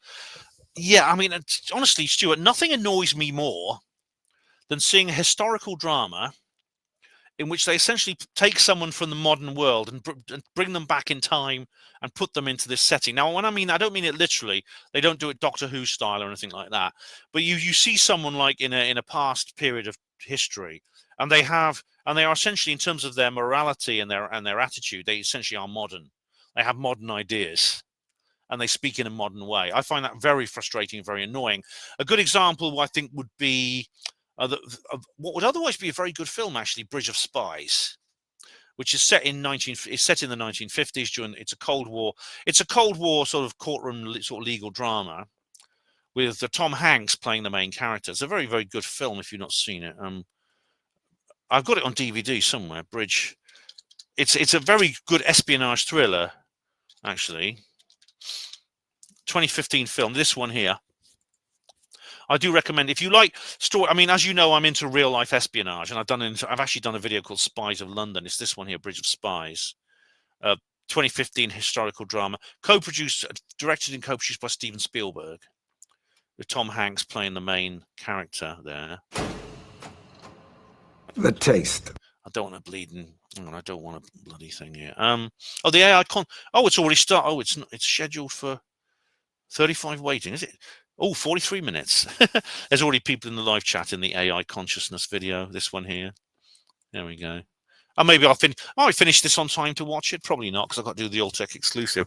But yeah, Tom Hanks's character is very annoying, because even though this is a really good film, he's kind of like a 21st century liberal being thrust back in time into sort of like 1950s Cold War America, with all the modern and the open-minded attitudes towards communists and communism and stuff that they simply didn't have back then. People didn't have that back then. In fact, in my own book, Roswell Rising: A Novel of Disclosure, available at all good bookshops now, priced £10, I was very careful to avoid that. I actually modelled the characters, or their dialogue and attitudes. My characters, they speak in the way people did in the 1940s, because this is historical. As you know, if you read it, it's set in 1940s USA. They use the kind of language people would use back then. I modelled their dialogue on contemporary films of the era, and they do have attitudes that you would expect from people at the time. You know, in the beginning, in the first few chapters of the book, Klein does make the point that, you know, when Glenn Dennis tells him about the black soldier who evicted him from the base, he says, well, Klein says, hang on a minute, what's he doing there? What's he doing on the base with the white soldiers? You see, now a 21st century liberal wouldn't question that, but Klein does, because he's not. He's a 1940s Irish American. This doesn't mean he's a racist. He's not, but that's just his idea. And Owen actually replies here. Can you see through that this is also, can you see, though, that this is also ascribing modern values to the past? People may well have noticed that their skins were different tones and certainly held tribal, us versus them mentalities, but race as a scientific concept and division of society was a product of the colonial era, and the racism of the modern world can be traced directly to Western nations' activities in the pursuit of capital and empire. Right, I suppose, I don't actually know if that's true or not. I mean, I suppose you could well imagine that during the era of Western imperialism, it was convenient to think in those terms. So maybe that's true. And maybe, so if there's racial hatred in the modern world, is that a part of that? Possibly. I don't know. We know that the beginnings of mass immigration into Britain began with like what they call the Windrush generation, which was basically people who were in newly independent colonial nations, literally moving to Britain. Yeah. So I don't know if that's true or not. But anyway, thanks for commenting, Owen. I'm glad it's good to see you commenting on my own upload of your video. Hugo Roos says, Ben, where are Red Ibex's replies to my comments? He tells me he's posted, but they're not here. What happened? All right. Well, I actually replied in text to Hugo. I don't know. I've just checked the spam folder and it's empty. There's a link in the description box to Owen's channel. And he says, thanks for the link to Owen's site. Yeah, I don't know why that happens. Okay. Oh, with Owen McDonald, right. Phuket. Hello, Phuket. People who believe in UFOs. I don't know what you mean by that. It's just a single sentence. We're nearly at the end of an hour. He just says, people who believe in UFOs. It's just a single sentence on Owen's channel. So I don't know why that is. I don't know why that is at all. Anyway, we have here Creatrix, who says here, oh, is a timestamp. I'll just click here. I might have to answer this in the next video. Hang on.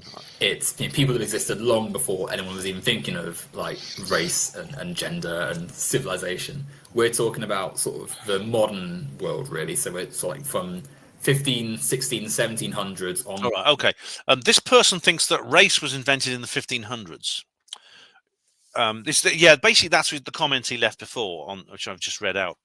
Al-Jahiz, Hippocrates, Aristotle, Tacitus, all of them explain phenotypic and regional differences in humanity, from ancient Germanic tribes to Semites to Ethiopians. Never conflate this modern colonial hypodescent. I don't know, I've never heard that word before. Hypo means lower or beneath, that immigrants carry with biological reality. I don't understand that bit.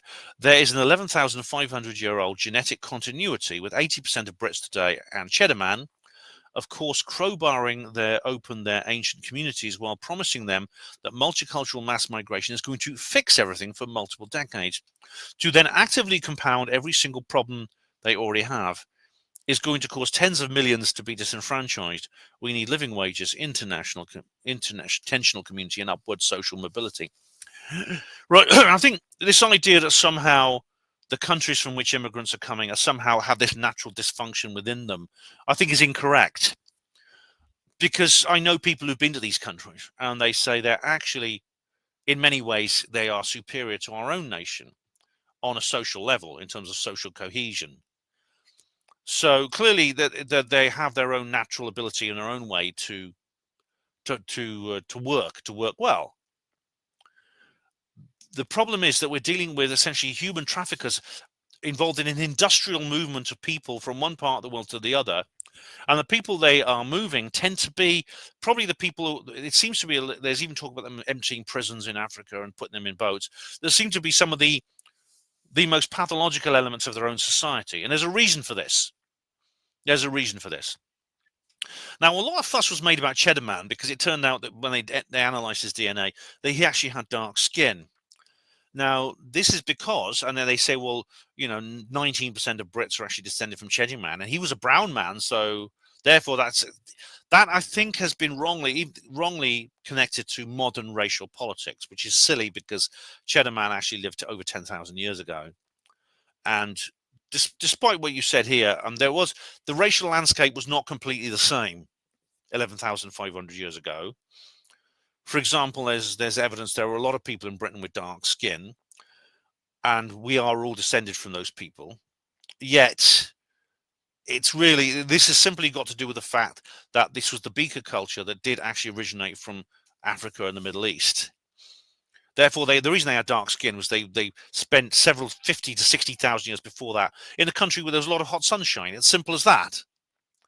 And they lost their pigmentation through natural selection because they needed to absorb more vitamin D. So people with a lighter complexion were favored in terms of reproduction. We may see the same thing actually in this country now. So people with African descent, for example, like Owen, even if they don't actually have any white ancestry, and so no one in their family actually breeds with a white person, you might find that their skin slowly, over multiple generations, so maybe several centuries down the line, will become paler, simply because they're in a country where, let's face it, the bloody weather shit. That's why. Anyway, that's an interesting comment, but thank you very much. I don't think you're quite correct, but it's an interesting comment. Owen, original Dwarn Boy. Ben's been hitting out the park recently. Thank you very much, original Dwarn Boy. Much appreciated. And with that, we've come to the end of another hour. And welcome to hour number 3 of this reply to comments video, number 117. Now, this one is not actually this one won't go the full hour. I mean, I'm getting close to the end now, but maybe you may be interested to know that the AI conscious thing is starting in 4 minutes. So we might watch a little bit of that. I'm curious to know how they know that AI is conscious. Like I said, I mean, I've done entire videos on that, so and I'm not convinced. But anyway, let us continue now. Dave Angleston, hello, from Owen McDonald. On Owen McDonald. Sorry, Ben, this guy's totally misguided. Has he not read ancient history? Romans were huge slavers, as were Africans and Arabs. It has gone on since time immemorial and is still going on today. He's fixated on race. Now, I think I mean, as you know, I agree with you. And I explained in the video why I agree with that slavery, unfortunately, is a ubiquitous part of human society. It was only actually in the last couple of centuries that its morality was called into question. And funnily enough, it was called into question in Europe first. Yet, and it still goes on today. As I said, I told Owen, India is by the number of slaves in India now, or people working in indentured servitude, including children, outnumber the number of slaves that have ever existed in the world before. It's like 75 million. That's more than there are people in Britain. So yeah, but I mean, I don't think Owen disagreed with me on that, if I remember rightly. It's a couple of weeks ago I did this video. But anyway, then there's a new one here, 3i Atlas Mars Day coming up. And I say here, I put in a pinned comment, apologies for the poor quality of some parts of this video. I don't have time to reshoot it. Anything in the affected section, I'll repeat in the upcoming live stream. And Hugo Rune says underneath, that will be worth waiting for. Thanks, Hugo. Yeah. Unfortunately, I mean, I'm very careful to check it actually on this particular video. I've checked everything I've shot so far and it hasn't recurred. But as you know, StreamYard records remotely, and for the last half hour of that video, I had a very, very broken reception, which meant that I was pretty unintelligible through much of the last half hour of that video. Luckily, though, I kept all my notes, and the points I made in that particular segment, I made sure I went through it all again, and I gathered as many extra notes as I could, and I actually repeated all the points I made in the affected part of this particular video in the live stream that I did after that, which was called 3i Atlas Mars Vigil. So you can watch it there instead. So that just happened. And then Lorraine says on 3i Atlas Mars Day coming up, it's my birthday, the 13th of October too. Oh, nice one, Lorraine. Nice one. Good day to be born. We, along with other people, including Margaret Thatcher and Paul Simon. I don't know what you think about those two. Paul Simon, I hold in higher regard. Although Margaret Thatcher, I don't think she's as bad as I used to when I was a kid. But I wouldn't call myself a fan of hers. We might watch the beginning of this AI conscious video in a minute. Right, same video. Not first, says Red Ibex. Oh dear. In fact, you don't even get a medal this time. Loads of people came before you, I think. Well, mention in dispatches, Red Ibex. You get a mention in dispatches. And Hugo says 18 hours before me, though. And Red Ibex laughs at that. Professor Unwin says on Mars Day coming up, there's nothing to the eyeballs. Behold it there. Oh no, it's a hugely most pebble-ode with a trailage all burr and freezy. That's trotty trickly, how through the sky bowl to the Marsly bode. Put it in between the sheebs of a dreamy sheeb in the eiderdoves. Oh, I think what you mean is it's nothing to see here. It's a huge pebble with trail, all burr and freezy. It's through the sky bowl. It's going through the sky towards Mars. Put it in between the sheets of a dreamy sheet in the eider downs. In other words, just dream about it. Well, obviously, I don't agree, Professor. For reasons I explain, I think it's more than it's not just a hugely most pebble ode. It's something else entirely, and the trailage is going in the wrong direction. Professor Emlyn-Jones says on 116. Well, there, portly Ben Loader, that's me. I must expressy most my jubbly joyfuls, all hear it in the eardroves of your appreciale, admiralty, and high thorcus you have for Professor Brile Coxloader. Obviously, all right. Clearly, being a rather, I mean, I don't. What's the unwinnese I could say about Professor Brile Coxloader? I think he's a bit of a pentaload hedos, I think. Headbocker. Yeah, he's a pentaload headbocker. Oh yes, it gives me a warmly cuddle load and twang it in the heart's trails. The Professor Brile Coxloader is so beholden to your eyeballs that you follop all prostrakas at his manifold wisdy deep joy. I don't know if the real Stanley Unwin could do sarcasm like that, Professor. Yes, these are. I follop all the time with disgust. Jimmy Wormholes, that's a good name. Says here, Image Atlas. Hang on, what's this? Oh God, what's this? Jimmy Wormhole says on 3i Mars Day. Image. I don't know. It's weird. His capitalization is like in the middle of the words. I don't get this. There's a capital T at the end of magnificent. Image Atlas 3i be a magnificent, majestic mothership. It might well be. By the way, Jimmy, I challenge you to go to Stefan Molyneux's Locals live stream and use that kind of spelling and syntax on his show. He'll have a 20-minute rant at you. Oh, Goonlove says on Mars Day, happy birthday on the 13th, mate. Mine's on the 15th. You too, mate. Many happies. Enjoy yourself. It's only next Monday. Blimey, what am I going to do then? Well, I'm just working as normal. Mark Joshmar says here on 3i Atlas. Ben, I really enjoyed your post. So much work you put in. Thank you. Oh, you're very welcome. You're very welcome indeed. You very are. Thank you very much. And where's Lorraine? I should say happy birthday to Lorraine. Yeah, happy birthday, Lorraine, for the same day as me. Mark Joshmar says here.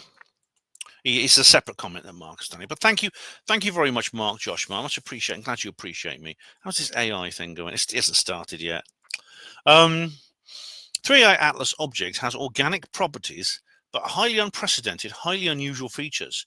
Many are saying it's alien, quote unquote. Some are saying it's just an unusual comet interstellar object. What is an alien? All right. You see, it's definitely not a normal comet.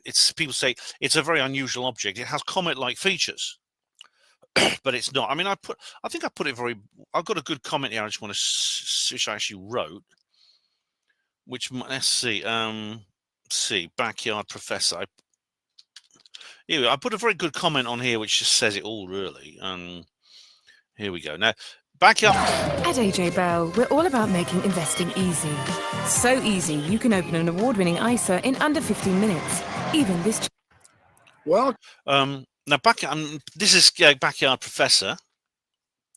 Kerry, his real name is, and I'm calling you that because that's how he introduced himself. Because if you're a regular viewer, you'll know that I've met this guy. He was at Contacts in the Desert, so I actually spoke to him. He's actually I've seen him in real life. We spoke, and he appeared on my video. And he's a very good YouTuber, actually. But hang on, that's the wrong. Where's that comment I put the other day? He did a video where I put a very good comment.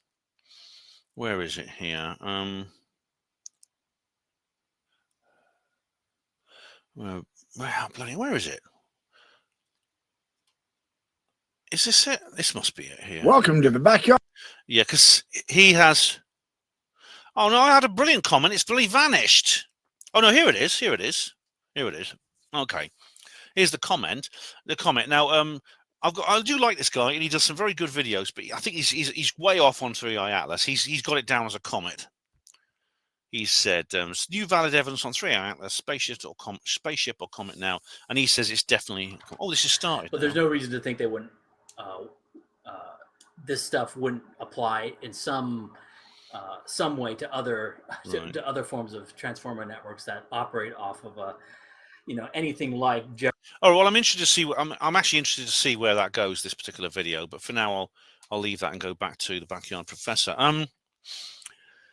He's just basically decided it's a comet. He says, "Oh, it's a comet, and that's it." Now he's angry with the people who put up the stupid videos that I talked about. 3i Atlas is signaling and NASA's covering it up.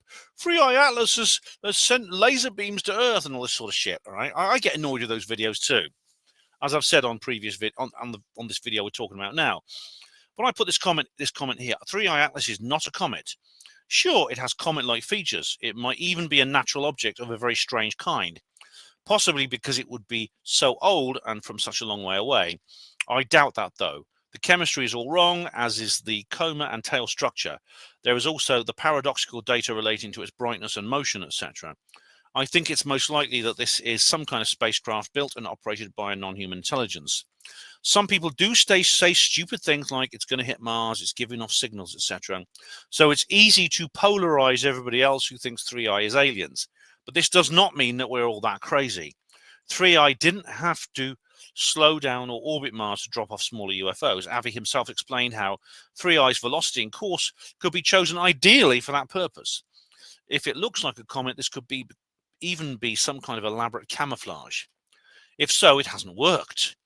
But if it chose its trajectory, then it is obviously avoiding the Earth. It's trying to be elusive. So just because it doesn't play the 5 tones doesn't mean it's not a UFO. I think that says it all. That says it very well, I think. That says it very well indeed. Anyway, let me just finish this comment Mark Joshmar posted. That's just the first sentence. What is an alien? An alien, okay. I would define an alien as something biological that is not of this Earth. Aliens are extraterrestrial, but still part of the known universal order, originating from places other than Earth, remaining within the natural physical laws of the universe. Yeah. Some people say that the Earth's biosphere, actually, like Professor Chandrakram Singh, would say that Earth's biosphere is not independent of the rest of the universe because of panspermia. So the life in the universe essentially is all connected. What is supernatural, asks Mark. Supernatural involves elements like gods that operate outside the established physical principles. Supernatural refers to phenomena, entities, or abilities that exist outside or beyond the scope of natural laws and normal human understanding. Correct. That's a good definition of the difference essentially between aliens and supernatural phenomena like ghosts, vampires, etc. And of course, but so obviously aliens, ufology, and paranormal investigation are separate in that extent. But what I find very interesting, Mark, is that the two sometimes overlap, and I'm not sure exactly why or how. And it's very interesting now. Yeah, I've talked about that before. John Keel and people like that talk about that. Anyway, he carries on. So which is it? Just a natural object with unusual features, an alien spaceship, or an organic interstellar object that's being maneuvered, controlled, and modified for all intent and purposes by supernatural forces? Right. The answer is I don't know, but I suspect the second. I suspect it is the second possibility, that it is an alien spaceship. But an organic interstellar object being maneuvered for all intents and purposes by supernatural forces. That's also a possibility that I never considered before, but that is something to think about. And you've given me something to think about, Mark. Thank you very much. You're getting a love heart for that comment. And finally, after a long silence, we have the one and only Steve mumbling. Yes, indeed. I knew he had to say something. It has high mass and high nickel content. This rules it out as being an ET spacecraft. An ET spacecraft would have as little mass as possible and would not be made of a heavy metal like nickel. It's also ignoring the most interesting planet in the solar system, Earth. 17 million miles is hardly scraping the paint off. At that distance, 1 pixel, 30 kilometers. So all we'll see is a bright dot and more ridiculous artists' impressions. It's a rock. This will be confirmed within weeks. Oh my goodness me. What can one say? We know what its mass is, high mass. We know its minimum mass, 33 billion tons. You say it has a high nickel content, ruling it out as an ET spaceship because it's a heavy metal. It would not be made of nickel, heavy metal. No, but do we know that it's made out of nickel completely? We know it's emitting nickel in its coma. Do we know that it's made out of that? We don't know that it's made out of that. It's emitting carbon dioxide and cyanide. Is it made out of that too? We don't know, Steve. And you say it has a high mass. Well, that depends on its volume, and we don't know what its volume is yet. And you say here, I'll deal with this bit first. 1 pixel, 30 kilometers. So all we'll see is a bright dot. Well, see, if you read Avi's blog, he knows that. He says that. But he says that 1 pixel will tell us an awful lot. It will give us a much, much better... And it's actually not... I think it's 40 kilometers, not 30 kilometers. That pixel will give us a much better impression of its volume and diameter. And maybe even its shape. So you only need 1 pixel. So if it's a bright dot, thing is, the brightness of that dot will say an awful lot about whether, for example, it's emitting its own light or whether it's reflecting light. And we'll know that when we know its volume. You see, when we know its volume, we'll know relative to its mass how big it is. Because you say it would have as little mass as possible. Maybe it will be, but then supposing it's much bigger, we don't know. It could be 100. It could be 150 kilometers across. For all we know. We don't know how big it is until we get a good image of it, possibly from high rise. We'll know. And it's ignoring the most interesting planet in the solar system, Earth. Yes, but why? You think is that a sign of low intelligence, or maybe it's a sign of high intelligence and it's ignoring us for a specific purpose, or it's trying to stay. Maybe it's not ignoring us. Maybe it's just avoiding us for a specific purpose. I think I make this point in the video. 17 million miles is hardly scraping the paint off. Well, it is on the scale, on cosmic scales, it is. It's very close. And it's not 17 million miles, it's 18 million miles. It's even further. And it's very close to Mars. If you look at it on a diagram of the entire solar system, say with Uranus as the outer ring, yes, let's have those unoriginal jokes, guys. It's basically superimposed on the map, on the diagram, if you go to Live Sky. You say it's a rock. This will be confirmed within weeks. Well, it could be confirmed. It can't be confirmed very easily, but it can be confirmed whether it's not a rock. If so, we'll know when we see the high-rise imagery, possibly. Or we might, if there's nothing significant on high-rise, we might have to just wait until after the perihelion and when it emerges from the solar glare. Alan McBride says, thanks, Ben. The skeptic cynics speak their usual anti-scientific nonsense. You know our Steve, Alan. Next year we'll know more. We'll know more in the future. Trust no future. Yes, what Steve is doing is what I call promissory normality, which is something I talk about in this series of videos. Yeah, promissory normality. Oh yeah. In fact, I think you've seen this bit, Alan. He says here, trust no future. If you lend me a decent sum of money, when asked when I can repay, and I reply, I'll repay you in the future sometime. I can't say when. Is that a good proposition? Why then should we accept their future promises? Yeah. I mean, this is the point I made. Actually, I showed you the comment I put on Avi Loeb's blog. It's essentially saying, well, we don't know yet, but we will when we find out more. Well, they were saying this back in July when it first appeared on Vera Rubin, when they first detected it. They're saying, we don't know what it is now, but when we learn more, we'll know it's just an ordinary comet. It'll just be another 2I Borisov, basically. Well, guess what? When we learned out more, the opposite happened. The closer we looked, the weirder it got.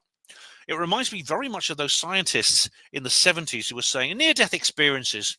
It's all part of the brain, you know. It's just part of the brain. We don't know that now, but, you know, we will do when we learn more about the human brain.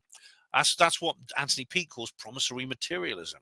This is promissory normality. It's the same thing.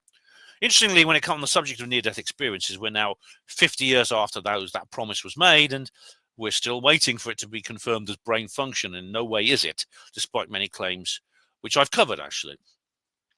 Alan McBride then adds it on another comment. I'm an electric comet guy, comets being ionized rocks, hence the coma in a plasma glow mode. X-rays, radio waves, and sometimes arc lighting, electromagnetic discharge. Well, you know, that would explain, Alan, that would explain, I take it with the Wall Thornhill community. That would explain possibly the fact that it is actually, it's emitting light rather than just reflecting sunlight. Yeah. Steve Mumling replies to Alan, you're certainly in a coma. Very funny, Steve. What's unscientific about it? Has high mass and a high nickel content. This rules it out as being an ET spacecraft.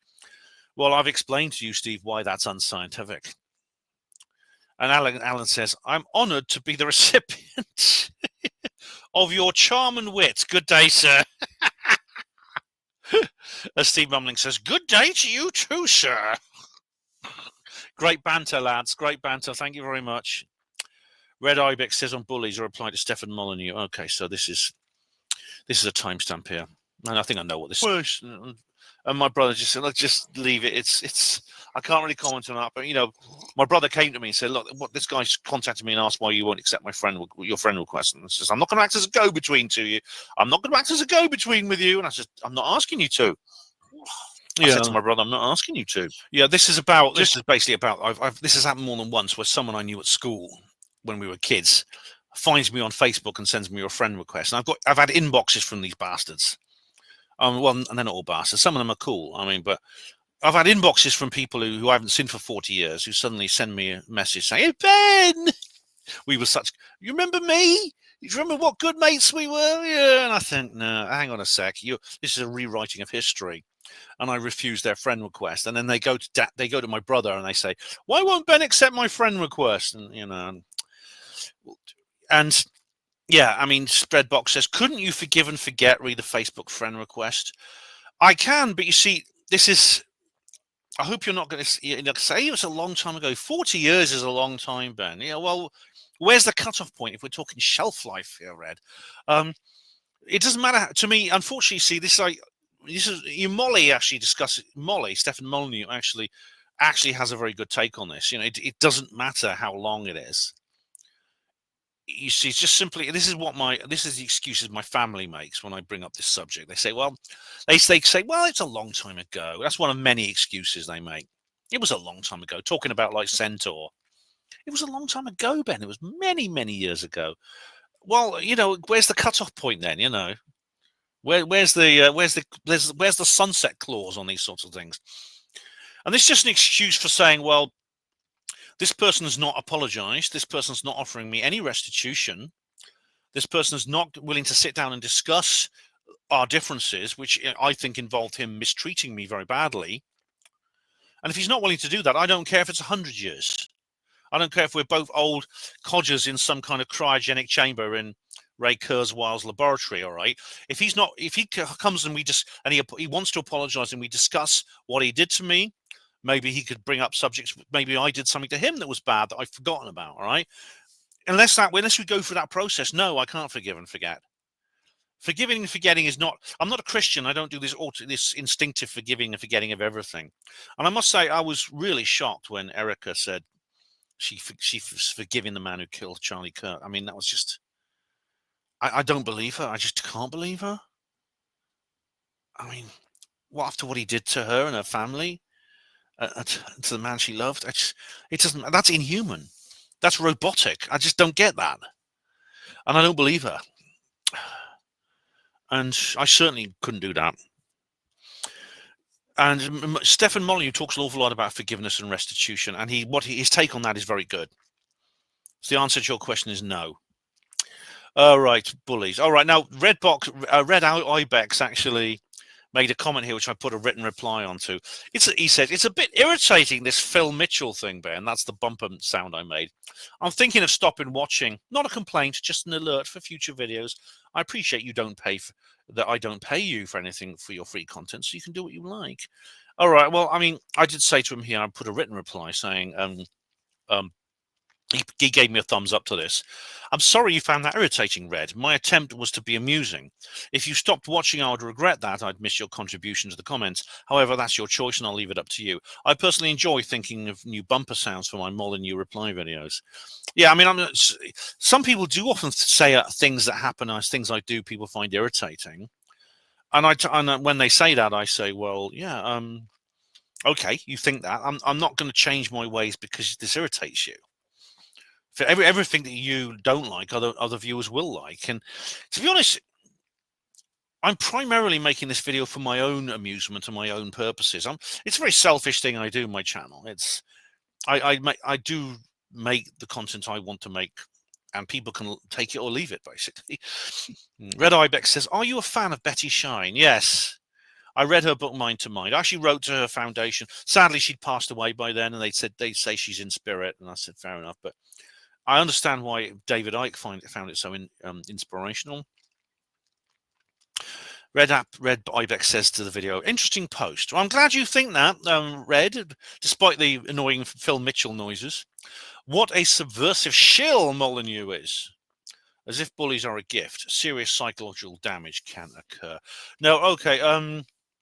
You see, I understand that, and I understand people have killed themselves because of bullying. There's been suicides as a result of bullying, and that's a tragedy and a crime.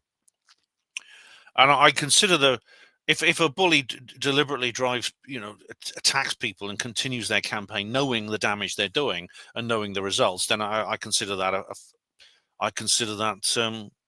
a form of manslaughter, basically. Yet it's not even considered a crime. You can't arrest someone and prosecute them for bullying someone when someone actually takes their own life. But maybe I didn't explain it perfectly to you, but both Molly and I, for different reasons, we have a different take on this subject, but in a way they are a gift. If you can overcome the adversity they provide, they are a gift. And for reasons I explain in the video, and indeed Stefan also explains, bullies can be very character building. And I found them very character building, indeed. And like I said, so I don't think it's fair. As for a subversive shill, Molly can be a bit of a dickhead sometimes, but he's not a subversive shill. He's a bit up himself, I think. He's a bit arrogant. And I think he actually, I wouldn't say bully, but he's pretty rude to his viewers, as I've explained. I don't like the way he treats his viewers sometimes.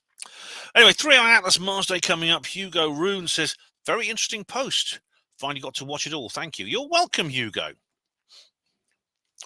And now we have Steve Mumbling here on Mars Day. who says, why would an alien spacecraft warn us it was on its way here 48 years ago and not when it was much closer? Did they want us to be able to develop a weapon to potentially destroy them? Why would ETs come all the way to our solar system and then not come anywhere near the Earth, the most interesting planet in the solar system? A 1 gigawatt signal could be produced with a 30 kilowatt transmitter due to the gain of the antenna and the shape of the signal.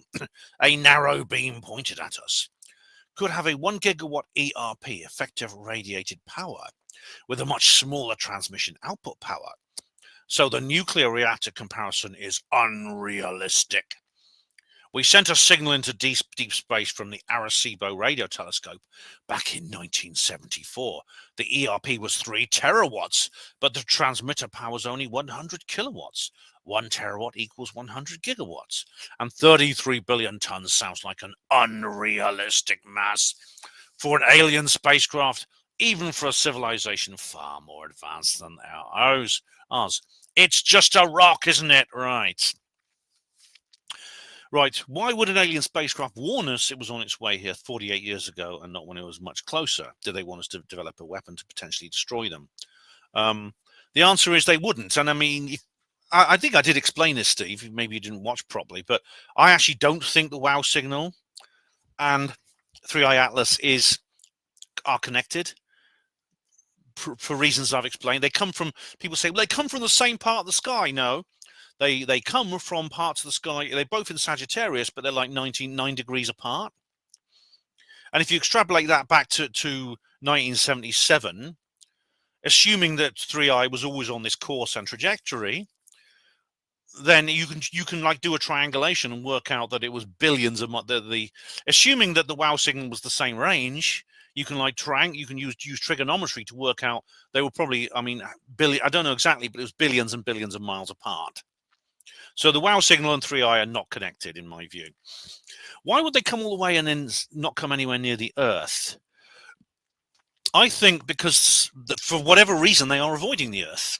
They're avoiding us. I mean, they are deliberately trying they're doing everything they can. In fact, if they'd gone to the effort in terms of their trajectory, they're entering into the solar system to try and avoid the Earth, or try to avoid being detected by the Earth, by humans on the Earth. They couldn't have done a better job. I mean, it wasn't quite good enough because it obviously hasn't worked because we're talking about it. But they tried. They really did try. You know, they made sure we were in the worst possible place to observe their entry and egress from the solar system. Why? I don't know. Maybe they've been here before. Maybe they're connected to the ET races already present on the Earth, and they've decided that we're the kind of creatures they don't want to associate with.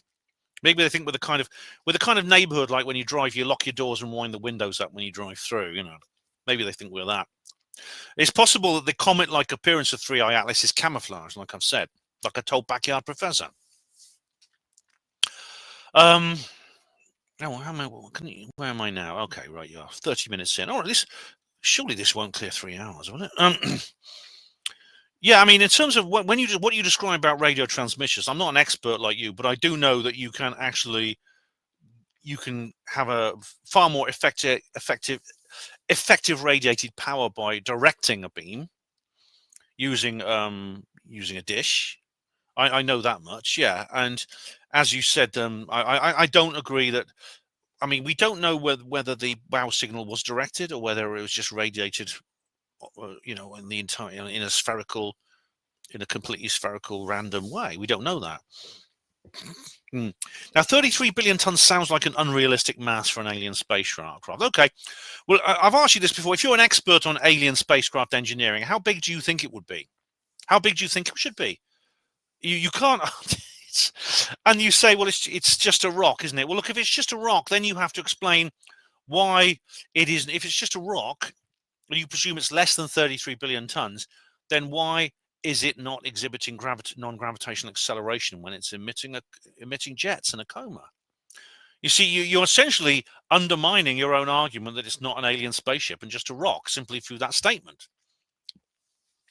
And that's an interesting comment there, Steve. And you may be surprised I didn't completely disagree with you. Professor Emlyn-Jones says, though they're advancing most evolution, and despite complicati technoloppers. They still can't scribble load an Accurail map loader, so they lollop on the wrong planey after taking all this spicy Tylo to get here. Rubbish. Well, Professor, they might have used Betty Hill's star map, if you remember Betty and Barney Hill, and the map they gave her, which it turns out actually was not completely accurate. It was close, but it wasn't completely accurate.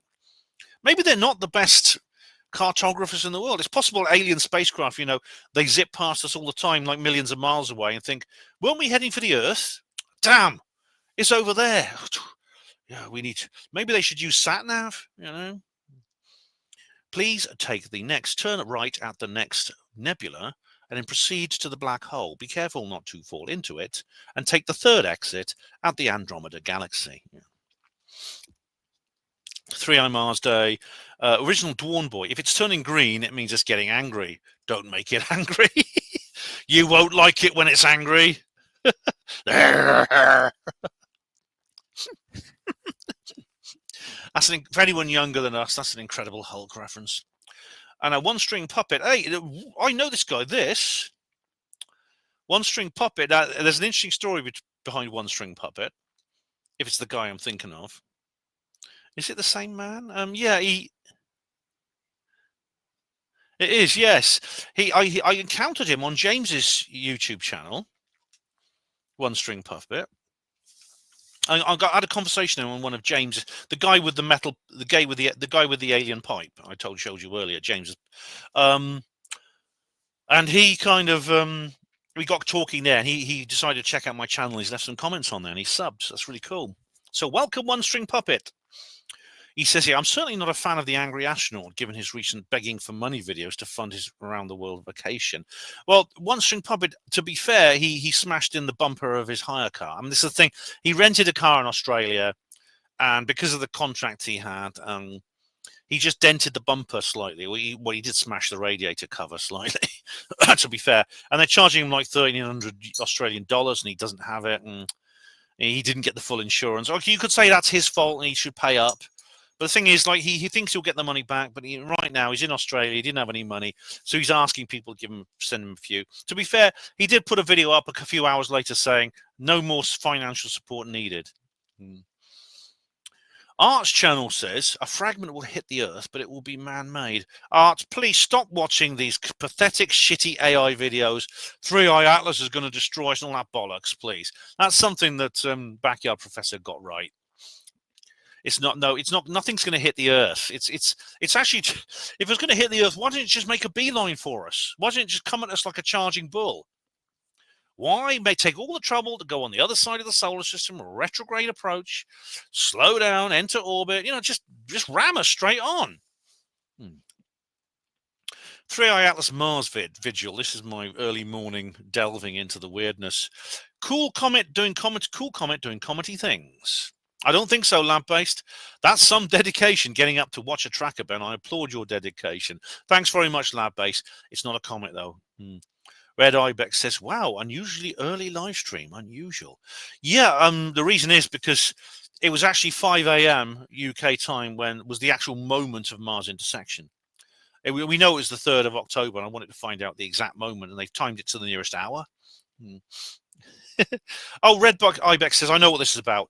You can put an oven not far off fresh pizza, even a way of doing it in a frying pan. Give it a go, pizza. All right.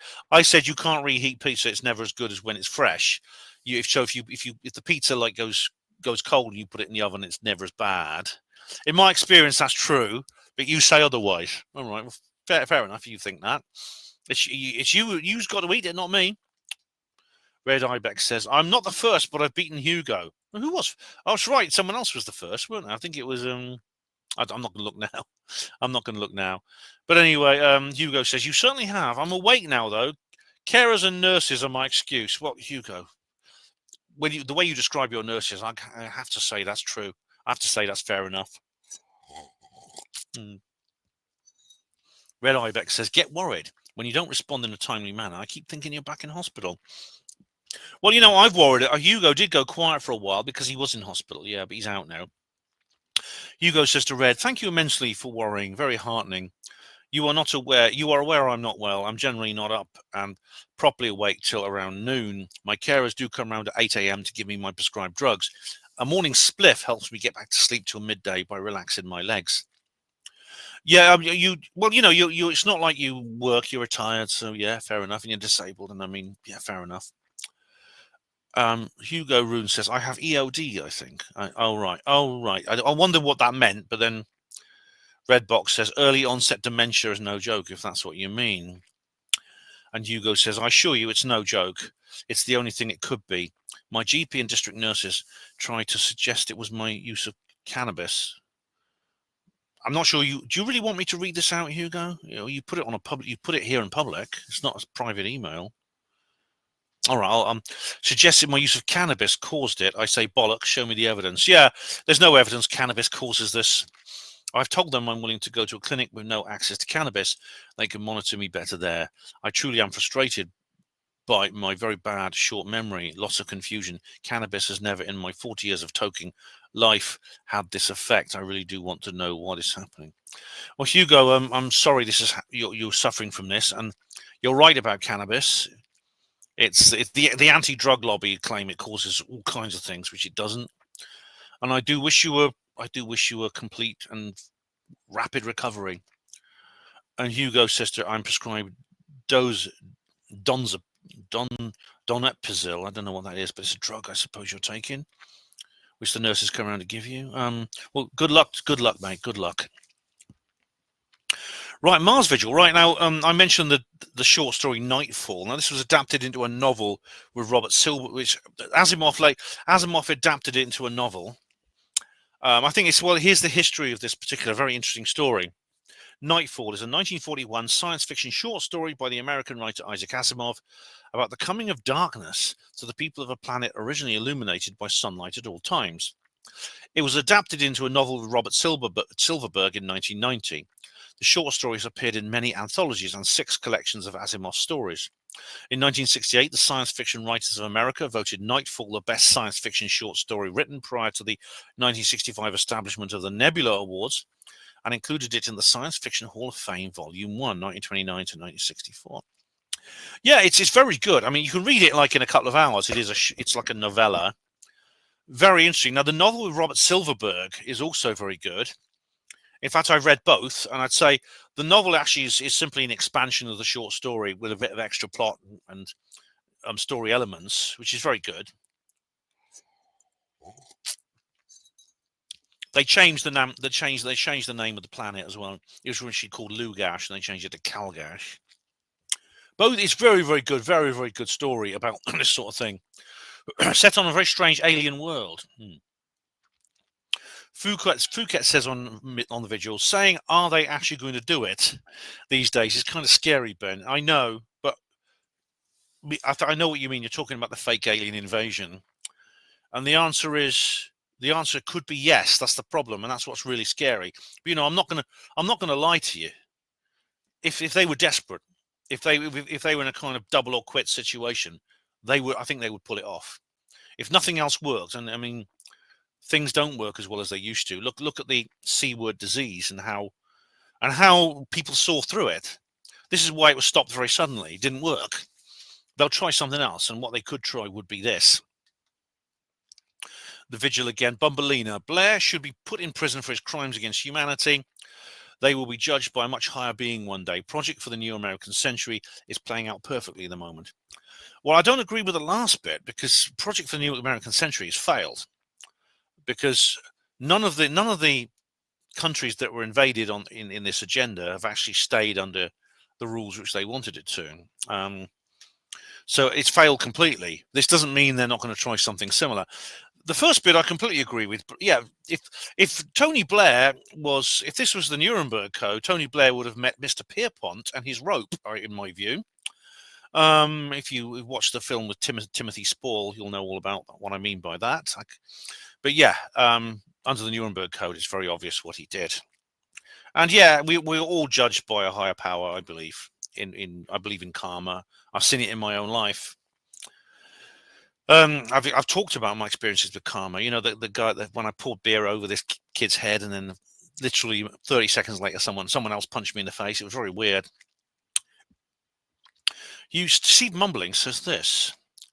Strangely, your video said it was streamed 7 hours ago. It's 7:49 p.m. here. 7 hours ago will be 12:49 p.m. in the UK, not 5 a.m. Break out the X-Files music. 3i Atlas was 3 light days away in 1977. That should give you some concept of the distances in space. Yes, indeed. In fact, like you can do, like I said, you know how far away 3i was on the 14th. You can work out exactly where it was on the 14th of August 1977 when the WOW signal appeared. We know exactly where the WOW signal came from. We know where we think. We know where we think 3i was. And we know it's 3 light days. Now, we can therefore do the trigonometry and work out how far, assuming that the WOW signal was the exact same range as 3i, we can work out exactly how far they are apart by trigonometry. Yeah, but I don't understand that time discrepancy. Believe it or not, Steve, I'm not going to go all woo-woo over the time discrepancy. I think it's probably more a piece of YouTube weirdness. But I don't know why that was. Hugo Rohn says on Vigil, for me, this is quite educational. Thanks, Ben. You're very welcome, Steve. You're very welcome, Hugo. God, I almost made that mistake again. Vigil, Hugo Rohn. In my humble opinion, I think the comet tail pointing away from the sun is evidence of matter expansion. But hey, now I'm a nutter. Oh, it's that all right, Hugo. It's that. I mean, it's matter projection as well as expansion, as Avi explains. The question is, what's the cause of it? Welcome to the world of tinfoil hatters, my friend. And now we have on 3i Atlas Mars live stream. First, gold Foley hat load, please. Oh, it's on its way to you, mate. It's on its way. Although maybe that should go to the person who, because this was a live stream, maybe it should go to the person who posted first in the live chat. Mind you, though, you were in the live chat that night too, weren't you? And finally, One String Puppet,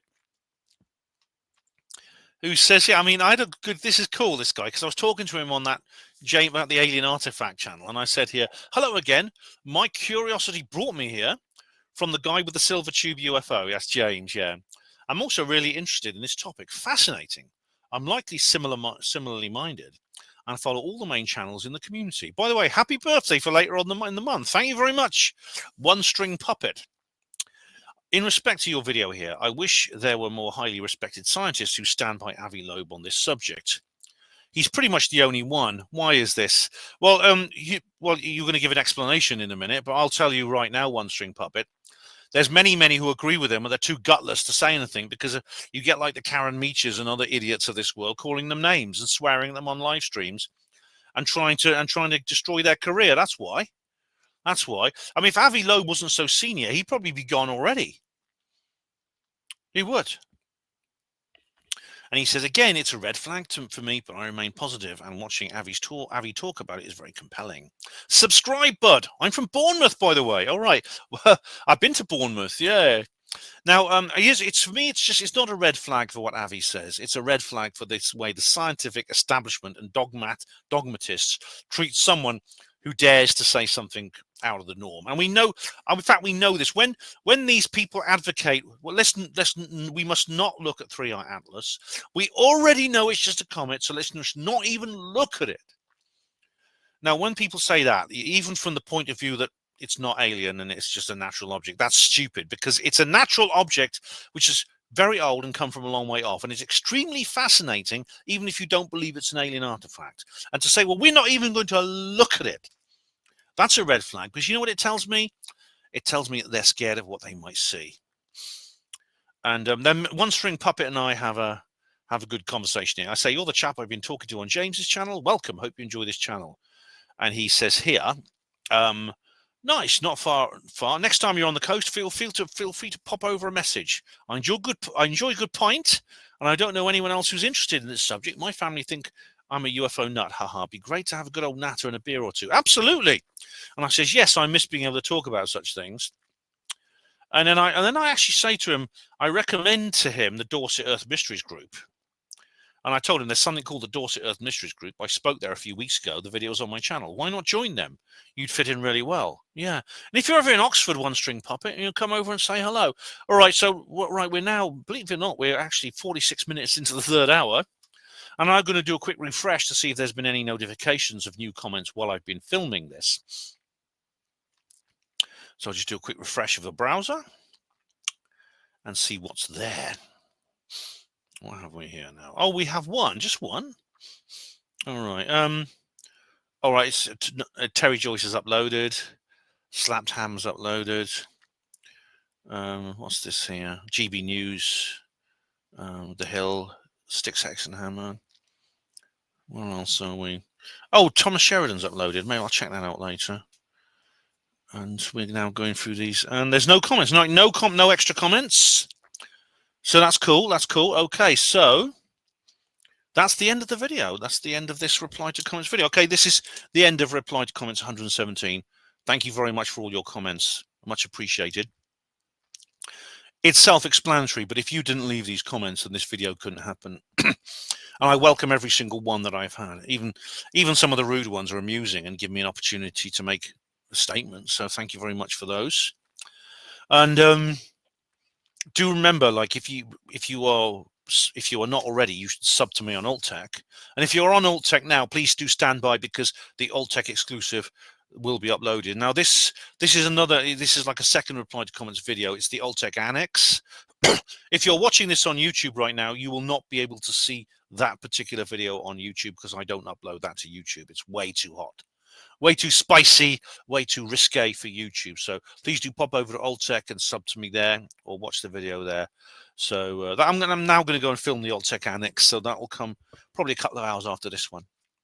So what's coming up? Well, a lot. I've got a couple of really good videos planned, including next Saturday. I've got a great idea for a comedy video for TikTok. All right. So next Saturday coming, which is the 11th, I'll be doing a little quick comedy video, which I think you're going to enjoy. And I'll probably do one other between now and then. In the meantime, thank you. Oh, and also, my schedule will depend on whether my schedule might be altered very suddenly and very dramatically if we get some considerable interesting news about 3i Atlas. All right, that's why I'm doing this a little bit early, actually, this reply to comments video, because I want to clear the decks for action. I want this out of the way so the comments don't pile up any higher. Thank you all for watching HPANWO TV. Hospital Porters, Pride and Dignity. Stop the New World Order. Conspiracies, government cover-ups, Earth mysteries, monster cryptids, psyops, saucers and black triangles, HPANWO.